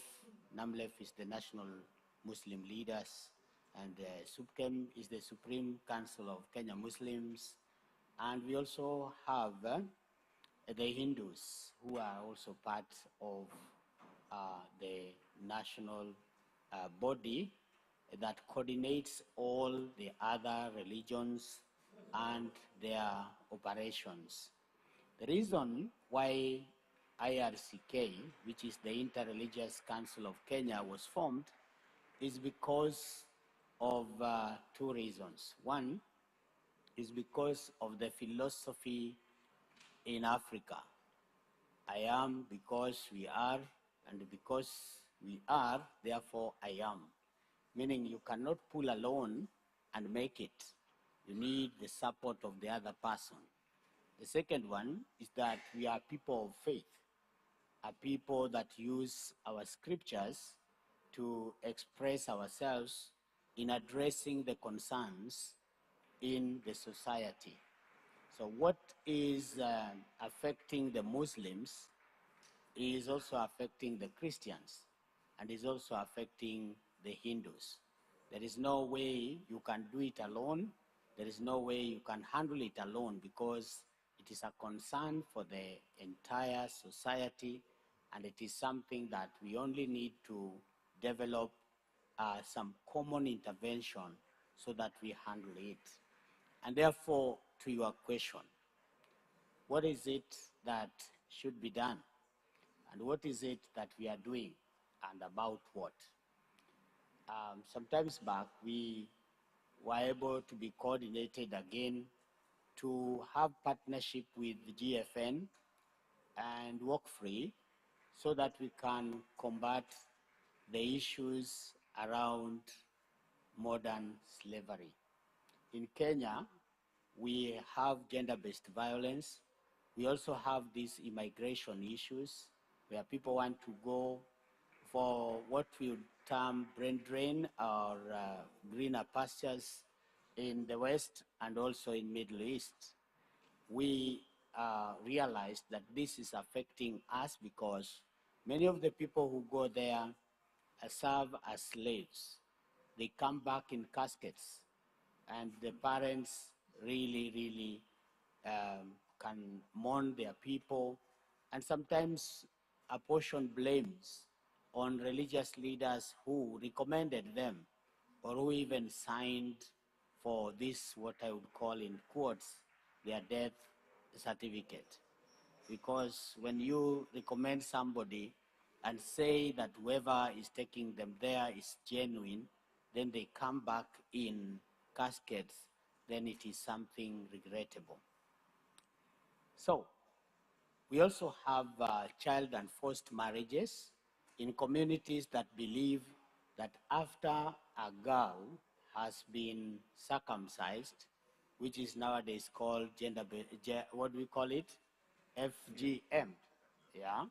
The FGM, the female genital mutilation, once you've gone through that cut, they believe that you are now fit to become a wife. So it doesn't matter what age, but remember it is to the ages of 8, 9, 10, 11, 12, and 14 if you are late. And so you become a wife. You're supposed to be a wife. Somebody somewhere of your age, those of you who are seated here, is eyeing that young girl to become a wife. Not the first wife, of course. Some of them are second wives, third wives, or even fourth wives. Does it raise some eyebrows? Does it raise some concern? So that becomes our concern. And so children getting married, and even those who are not children but forced into marriage, mostly high school going and college going, you are forced into marriage to forget your dream. And so in Kenya, we have a few points to raise that we, the religious leaders, back to my question, how can we handle this? Number one, we need to make good use of our scriptures because we have shared moral foundations, values that are embedded in our scriptures, whether it is the Gita, whether it is the Bible, whether it is the Quran, and whether it is in the Hadith, whether it is in the Catholic social teachings, the SDA social teachings, then it means that we need to leverage on that. Number two is the community reach. Wherever you are in the society, you will find a mosque, you will find a church. You will even find 5 churches in a very, a very congested area. And you may find that we are there, but we are not using that which we have to address these issues. Advocacy power is also another area that we need to leverage on. If we come together and we speak about the same thing, and we go to the governments, and I'm glad the government team was here, articulated the issues, and they were able to talk in one voice, saying even them they would want some things done. What if we would go the way now we are and we say, can the politicians hear us? Can they know that they are not the only leaders in the country? Can they know that they are not the only people who will show direction to this country? So we have that power to advocate. Thank you very much, Reverend Elias. Thank you. Thank you so much for the points that you've raised. And there's one thing that you said that struck me deeply. Whatever touches the Christian touches the Hindu, it touches the Muslim, and also some of the questions that you raise really touch on criminality, and that's where I come to you, Father Kwame Levi.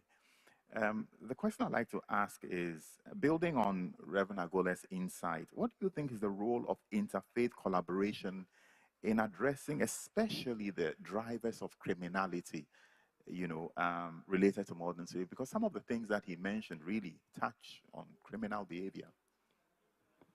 Yeah, I think a lot has to do with the issue of criminality. And let me start by asking, what are actually the drivers of criminality? And I can look at it from two perspectives.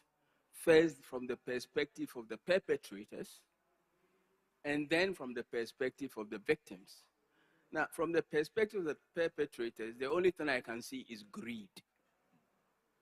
Greed and greed. People, they are not vulnerable. They just want to get more. So that is a greed. From the perspectives of the victims, there are many things, but I'm going to identify only three. One is poverty. The lure of the greener pastures elsewhere. Two, lack of knowledge about the realities and how this slavery manifests itself. And the third one is the cultural factor, or the cultural factors, including the fear of breaking the social and cultural norms. And so, how do we go about it? I am not sure what we can do about greed. I really am not sure, because all our preaching, these greedy people don't even come to church. And even they come to church, they are not listening. They don't hear what you say. So your preaching will not do much there. So what else? Probably the only thing we can do is pray for divine intervention to change people's hearts. So let us leave it there. So I propose, I think that our intervention needs to focus on the victims rather than the perpetrators. The victims and those who are potential victims, the vulnerable ones. So I propose, maybe 3, 4 things. I propose advocacy that addresses the root causes of poverty and inequality. When we lobby, or we should lobby for kind of equitable distribution of the wealth. We should lobby for people to be made better in their situations where they are. That is what our advocacy should be, to be focused on that. This should be advocacy that reduces the attractiveness to the so-called greener pastures. This also includes education that is accessible and equitable, not education that focuses only on Accra and Kumasi. But when people go into our young people in the villages, sometimes you see the foundations that they get. When they come, it's like Nothing. Compare them to the children, the kindergartens, and they are doing better from the urban areas. So we should be for education to be not just accessible everywhere, where you have a school everywhere, but that the quality is also good there. When I was growing up, I grew up in Latte. And the schools there were better than those schools in Accra. I'm sorry, I'm talking about the 50s and the 60s. I'm revealing my age. But that is what it was. Today, it is horrible. It is horrible. Number 2, I propose also education and awareness creation. I'm talking about that aspect of education, awareness creation. We must create, and not just create, but sustain awareness on the realities, the manifestations, how modern slavery manifests itself. People sometimes do not understand. But when you create that, when they realize, then when they see the signs, they can begin to say, hey, maybe I should be careful. So that the risks, the vulnerabilities, let us create awareness around those things. I also propose active and ongoing engagements on the cultural factors, such as the cultural acceptability of some of the forms of modern slavery, like, for instance, child marriage. In some places, it's okay, you are a child and then you are spoken for. And you grew up being somebody else's wife without even knowing about it. So some of these culturally acceptable norms, we must engage the cultural, our cultures, our traditions on these things. And then the other part of engagement, and this is, you should be very careful, because sometimes, especially as Christians, we go to our elders and we are very dismissive of the traditions. But I assure you, if you engage them with respect, they listen. If you go there dismissing them and telling them how pagan these traditions are, forget about this, we are in the modern era, you finish. You don't get anywhere. Engage them with respect, understand what they are saying. Even the spirituality of our culture needs to be, let us engage with them, and then we can have some effect. Truly grateful to you, Father Kwame. We really would have loved to hear the end of everything that you've said, but because of time, let me bring Father Michael Kweku in now. And Father Michael Kweku, one of the key terms that Father Kwame Levy spoke about was advocacy. And I know you do a lot of work in advocacy. And let me ask you, what is the role of the state in leading political, economic transformation to build sustainable livelihoods? And how can faith actors engage? How can they advocate, with the state to encourage this? Let's do a little exercise. When you hear the word Ajigong, what goes through your mind? It means something is going wrong, isn't it? Okay. What about if you hear Apeke?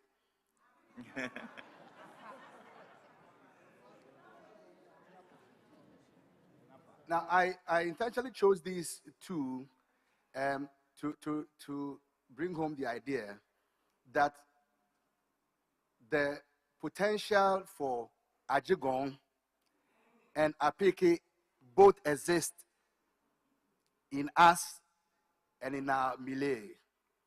We have to choose which one we want.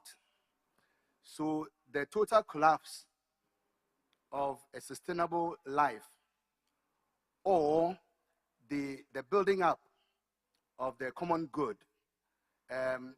which is for all of us. Now, there is a contract or a covenant between a people and their government. That sacred covenant requires of the government responsibilities based on justice. Now, when I say justice, I mean that in two words, in two senses. The first one, which I learned in law school, justice is given to each other, which is their due, and which is proposed to us by Justinian the second, which is a strict understanding of what justice is. But there is another sort of understanding of justice, which is a more ample understanding of it, which is respecting the implications of a relationship. Now, that is what I think must exist between the governments of a people and the citizenry. Because there's no government if the people, at least in democracy, if the people have not, out of their own volition, or if you want, with the sovereignty that is, resides in them, have not voted them into power. So by that, a relationship is established that they become the governing body and we become the governed. Now, that relationship requires of the government to fight for the good of its people, sustainable, way of living, which of course then will bring issues of equity. But all of this must be geared towards, if you want, the common good. The common good, which is not what we see in most even democracies, where the very few, own the majority of society's goods. If we want to reverse this and make our livelihood sustainable to the extent that is able to dissuade people from looking elsewhere for greener pastures, then those of us in this space as faith leaders must begin to see that advocacy is no longer just talking, but that advocacy becomes, beyond just a duty, a constant call for strategizing and testing which strategies work to drive home a particular issue, to make sure that we don't rest until the needed result is gotten. So we must nurture conversation with government. We must also be able to mobilize our grassroots, because we have ubiquity. Almost every village there's a church, there's a mosque. And if it is true, what the census told us, put together, all people of faith in Ghana put together, we're talking about 95% of the population. Now, if we agreed that human trafficking or modern slavery, in fact, is this menacing crisis, let us mobilize our people from the grassroots and say, we are fighting this together. Let's go to government and say, we want this and this and this. Then government is going to say, together we're going to do A, B, or C. I was very happy to see your name is Abena, isn't it? I'm going to be working with you because you have a very good way of articulating the issues. What I'm going to want to see someday is whether your strength will be sustained to do this, because the job is difficult. It's really difficult. So what I'm saying is that let us together begin to nurture conversation, sustain the advocacy, and mobilize our forces on the ground to make sure that together with government, we form a force that makes modern slavery unattractive and freedom for all very, very attractive and pursuable. Thank you very much, Father Michael Kweku. I'm beginning to wonder whether we sat in the same classroom. But I think this has been a very enlightening conversation, and it is time to bring in the audience to be part of the conversation. I'd like to invite our MC, Kafui. Where might you be?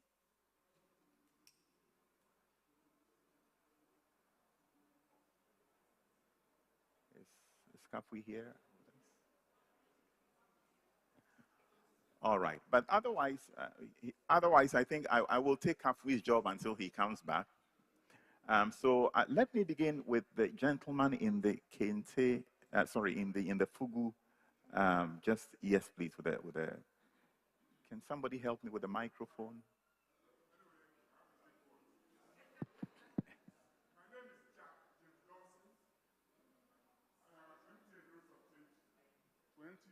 team for anti-trafficking. And I'm happy to be here, especially speaking to my brothers who are from the faith. I just want to share some indicators with my brothers and sisters here how to determine who a traffic person is, in case your village has some of them, so that you can determine them, or you can send them to the police, or you can report them to your pastor or to the chief in the community. I'm also happy to see Brother James Kofiana with me here. We were all colleagues in this business, but I'm quite getting older than him. My brothers and sisters, trafficking now cuts across so many channels. Number one, about what situation, house help, they can become a traffic person. Hallelujah. Okay, yeah, I'll just go through just 2 minutes. You are trying to block me. You are trying to block me. Okay. Okay. Footballers are being trafficked. House help are being trafficked. I think I don't want to continue anymore. So I'll keep the rest for the future. Thank you. Thank you so much. Mr. J.O.Y., go ahead. Thank you. Please put the microphone on. Hello? Yes, go ahead.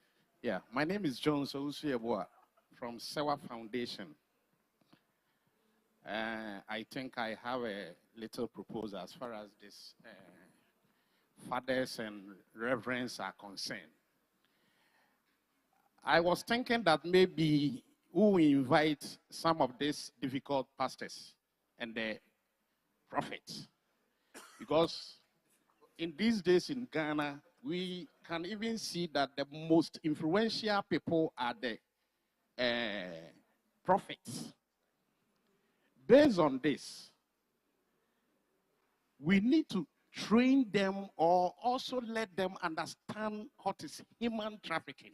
So get the difficult pastors in and train them, correct? Is that your solution? Yes, that's one. How many do you have? We don't have too much time. We want to get as many views as possible, please. You let me end here, because the other one that is coming is quite serious. Thank you so much. Hello. Thank you very much. My name is Daniel Hansen, Crystal Hope Foundation. I've listened a lot of different perspectives towards this issue we are here for. I can see that there is no traditionalists among you. No traditionalists among you. And one of the panelists also point to that fact. Two, per the discussion, you see that as we sit here, we are looking at the problem sitting somewhere from the way the information is coming. And we are thinking of taking the solution to them. But I don't see it like we see ourselves living among in the midst of the problem. What's your point, sir? So my point here is that the church, since I'm strong believer in Christ, the church in our communities there, it looks like we have ghettos and other places, things are happening.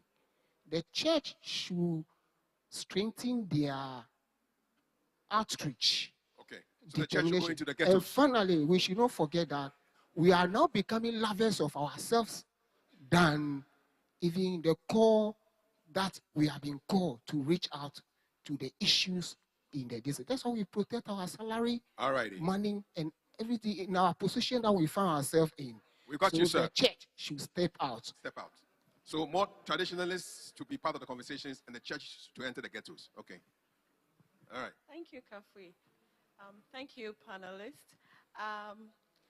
Okay, so I came in a bit late, not because I chose to be late, but because I was invited somehow in the course of time, so I couldn't tell.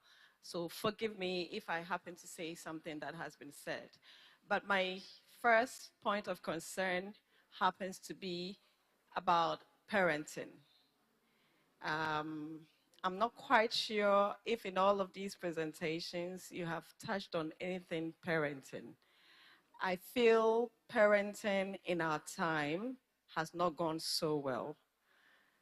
The other thing that I foresee with modern parenting is that a number of parents are training their wards to be more fitted into the Western world. Why do I say so? The language spoken at home with them is no longer localized.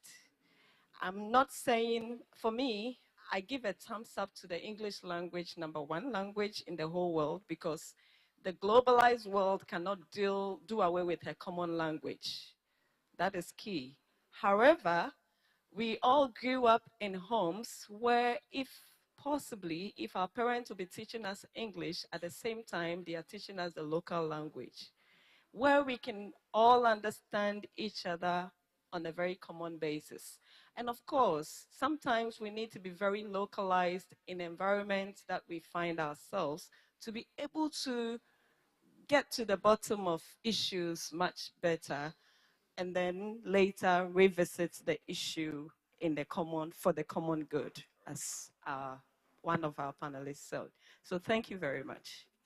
So parenting and language issues. Okay, boss, you're on. Yo, thank you, all of you. May God bless you. I have one issue I just want to put it across. I see that when our people are talking about the government, the issue is on with the pastors, the church leaders, and then the imams. There's one thing going on. It seems we are hiding people from reporting them when they offense. One reason is that we fear to support their families, the children, and then the parents. This one is my personal issue. It's happened. A man in my church with a wife having 4 children. And this man, a grown-up, were able to rape somebody and then go and sleep with a small lady. And when this issue comes, as a man of God, I pray not to arrest the person. But later the thing cropped up. And he was arrested. He was put in prison for 9 good years. And I have to suffer going to his psalm every week and all these things. So this have been making some of leaders, even the village in which I'm now, you can see a small lady, 13 years, even 9 years and so forth. Somebody sleeping with them. But to bring these people out, when you bring them, the focus is on you. You have to take care of these people. I did that, in fact. So my question is that what is government doing to support the families and then the church leaders? What are we doing to support these people? Did you arrest the guy? Did you get the guy arrested? All right.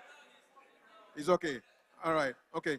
Now, Osofo will speak, then Nana will speak. Osofo will speak.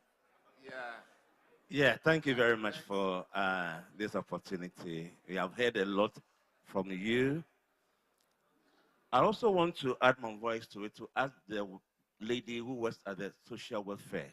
Do we have any punishment for irresponsible parents? Do you have any punishment for them? Because there are so many people in our communities who are irresponsible. And every day, in and out, they report to us as the clergy. They're asking for support. They are asking for help. So if indeed we can, if we can report them, so that something can be done about them. They are responsible, a lot of them.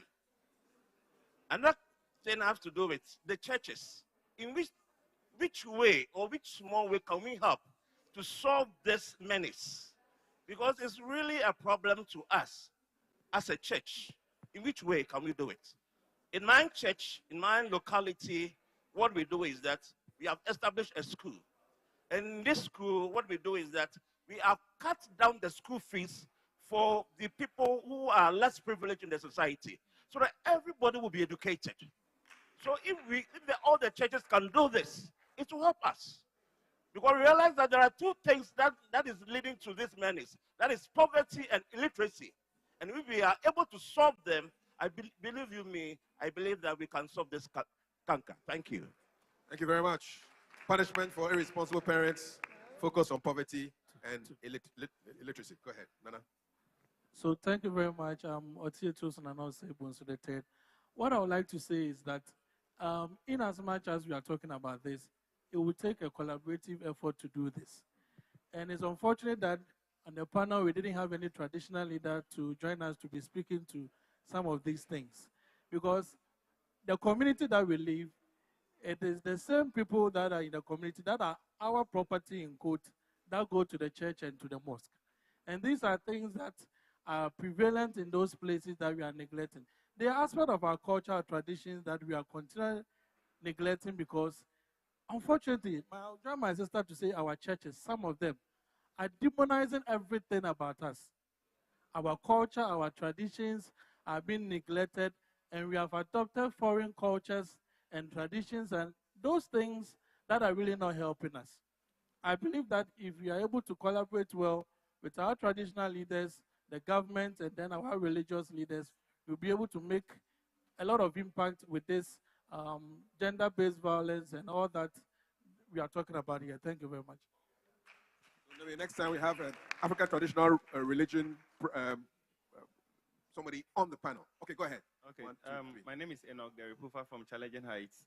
From the previous panel, we heard about laws and policies for, laws for prosecuting people who go against some of these acts. I want to find out, do we have any regulation on, that govern the work of religious leaders in Ghana? If we do not have, why don't we have? Because my brother from immigration tells me that if somebody reports that he or she has been abused and I don't report, I can be prosecuted. How different is it from someone who advises another not to go to the hospital and the person dies and the person is left free? Thank you. All right, gentlemen. Okay, thank you very much. My name is Fadila Fseni, and I work with Yumbaho Foundation. All right, so my question has to do with, we seem to see a lot of things happening in our society to be kind of spiritually affiliated. And mostly this is influenced both by the traditional leaders and also with our Islamic leaders or our faith actors. How can we reposition ourselves to let the government do the right thing? Thank you. Thank you very much. My name is Brother Gideon Kofi Vivo from the Legion of Mary under the Catholic Church. To answer my brother, the church is doing better. We have a lay organization in the Catholic Church who go deep down to the ground, and then I testify to the fact that we are also doing better. As I'm speaking now, Legion of Mary is just a small organization. I think we are 85 years old under the church. What we do is to go deep down to the communities. Wherever the Catholic Church is, we are also there. We the late faithful. And we now, as I'm speaking now, we are getting into the ghettos and also to the Zongos. Zongo is not only for the Islamic, it's a blend.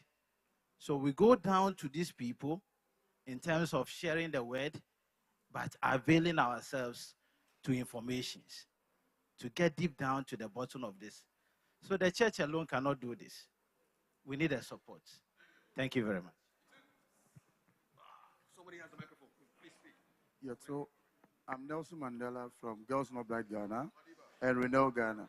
So I want to find out, we have heard a lot, but how are we involving persons with disability in some of these conversations that we are having? Ideally, I'm sure we should have got an interpreter or maybe a sign language interpreter in this meeting. Maybe when they are also watching on TV, they can also take some of the things that we are doing. We are always talking about getting everybody involved, but I feel there's more to do when it comes to persons with disability. Thank you. Okay, let's say a young lady is employed by a pastor's wife, but is molested by a pastor. What would be the advice for that young lady or the victim? Report the pastor. We're done. Thank you very much, Kafui. I'm quite surprised that we have such an audience that is so alive a few minutes to lunchtime. Please, let's hear it once again for our audience. Audience, you have been wonderful. Thank you very much. So I think I'd like to give the word back to the panel, just to maybe hear their concluding remarks. Just some 20 seconds, to wrap up your final thoughts, about the conversation we've just had. Let me begin with you at the extreme, Reverend Canon Okai. Right. Thank you very much. I would like to stress mine on the second person from the audience, talking about we not engaging so-called prophets here. As I mentioned earlier, if we are able to educate ourselves or our members, the so-called prophet will have nothing to do. If we equip ourselves or we give to our people what they need, the so-called pastors or prophets will not have anything to do. So I would say that coming from various institutions, being the Christian side, the Muslim, or as we are all championing for the traditional sector, we all need to know that we have a call. And our call is to make sure that we put an end to this challenge facing each and every one of us. And it begins with you. Wherever you are, you should say to yourself that it begins with you, and it will get a permanent solution to it. If we try to support those engaging in this kind of activity, we'll never have solution. But if we stand against it, we'll bring everything to an end. Thank you very much. Thank you very much, Canon Okai. And let me come to you, Father Kwamelabi. Father Kwamelabi, what are your thoughts? You might want to react to any of the questions, or just give us your final thoughts. No, most of the what came from the audience were just good suggestions that we can take on board. And I just want to add that I think let us continue to focus on education with the purpose of breaking the poverty cycle, which is what leads people to become vulnerable. And I think that is all I want to say at this moment. Thank you so much, Father Kwame. Apostle Emmanuel Tete, your final thoughts. Yes, thank you very much. I think what is staying with me is the fact that God is non-neutral when it comes to social injustice.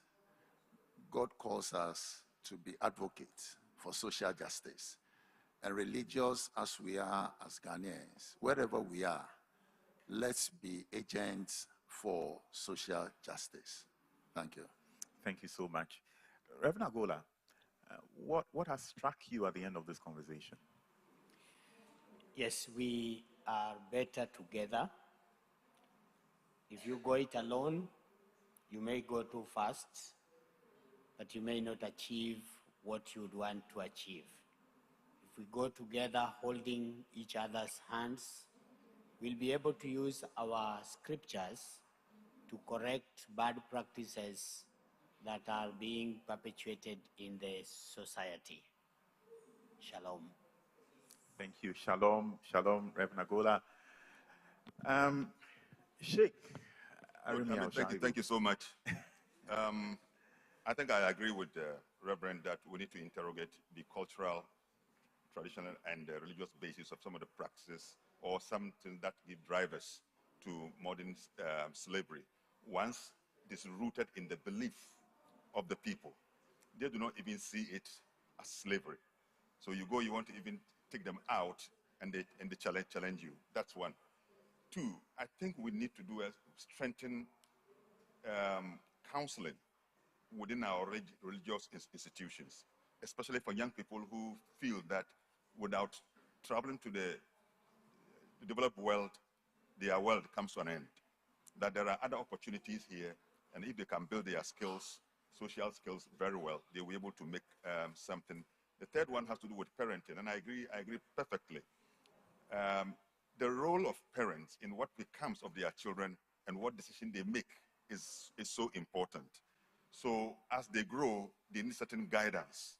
And who is more qualified within the small social unit of the family to guide these young people more than the father and the mother or other close members of the society? So I think we need to also use our space as religious people to assist people to understand what does it mean to be a parent, and what are the responsibilities, especially in the midst of these challenges that are confronting us.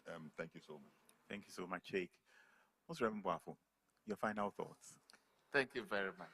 I am living here with collaboration, because no one institution can fight this menace which is confronting us when we talk of modern slavery. So the church, government, traditional rulers come together, and with that force, we can arrest what is confronting us. Just this Monday, the Faith Leaders Roundtable Conference, we discussed that issue of engaging the community to know and understand what is the driving force behind some of the things that go on. So together with the traditional rulers, we believe that we can fight this fight well as with government. Because as faith leaders, we don't have the power even to arrest. So if somebody comes to confide in us, or we see any traits of kidnapping or whatever, we will have to consult or deal with government so that they, as the appropriate agency, can deal with it. Then we would have finished with our work. But again, when these things happen, sometimes as faith leaders, we are accused of covering up, in the sense that, oh, we there a 70, but you do that and you perpetrate it because they think that, oh, you can continue to do it and do it. That is why we collaborate with government agencies who have the power, who have the authority to deal with it. So you can just get in touch with Abner and see what can we do with this, or social welfare, or the police. What can we do with this? And then together we can address and arrest some of these things. So that's my take as I go home from here. Thank you so much, Most Reverend Paul Wafo. And last but not least, Father Michael Kweku, what thoughts would you leave with the audience? I'd like to leave you with a quote from Shakespeare's Julius Caesar. It says, to be thus is nothing, but to be safely thus. It is not enough to start this fight. It is important to sustain it, to make sure that it has happened. Otherwise, it will go back to what we always say in Ghana, ehura bejo. This one, ebehura na enjo until we are finished. So we are sustaining it and we are making sure that it happens. That's what I want us all to go home with. Thank you. Please show some love, to this eminent panel.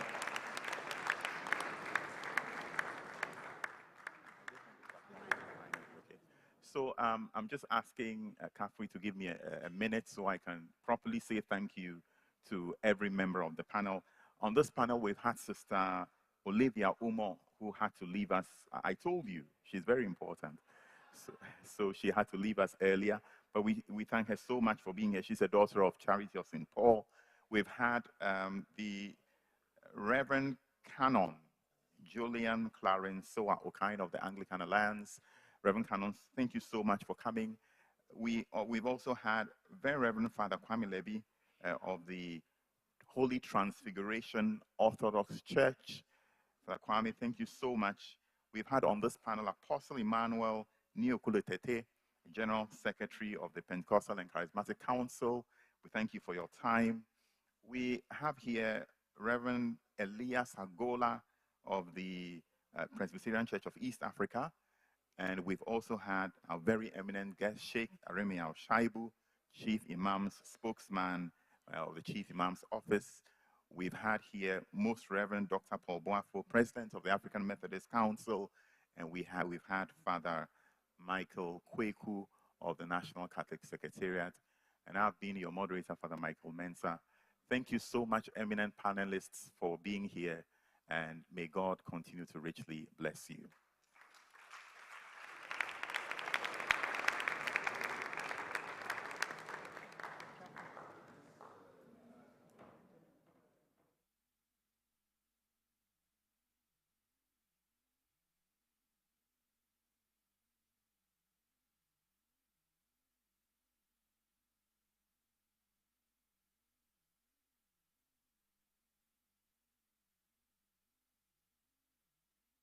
Okay, so that's session 5, Faith in Action, Advocacy that Transforms Communities. And from here, we are going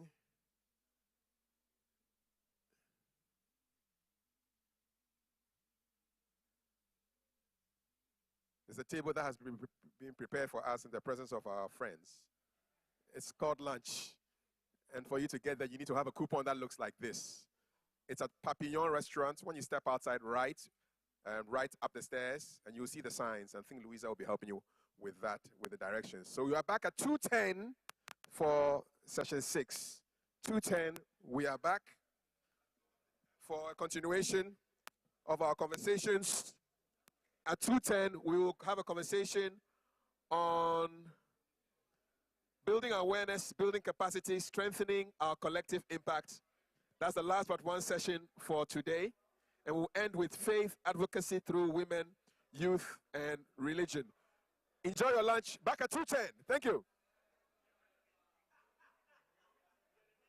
Thank you, sir.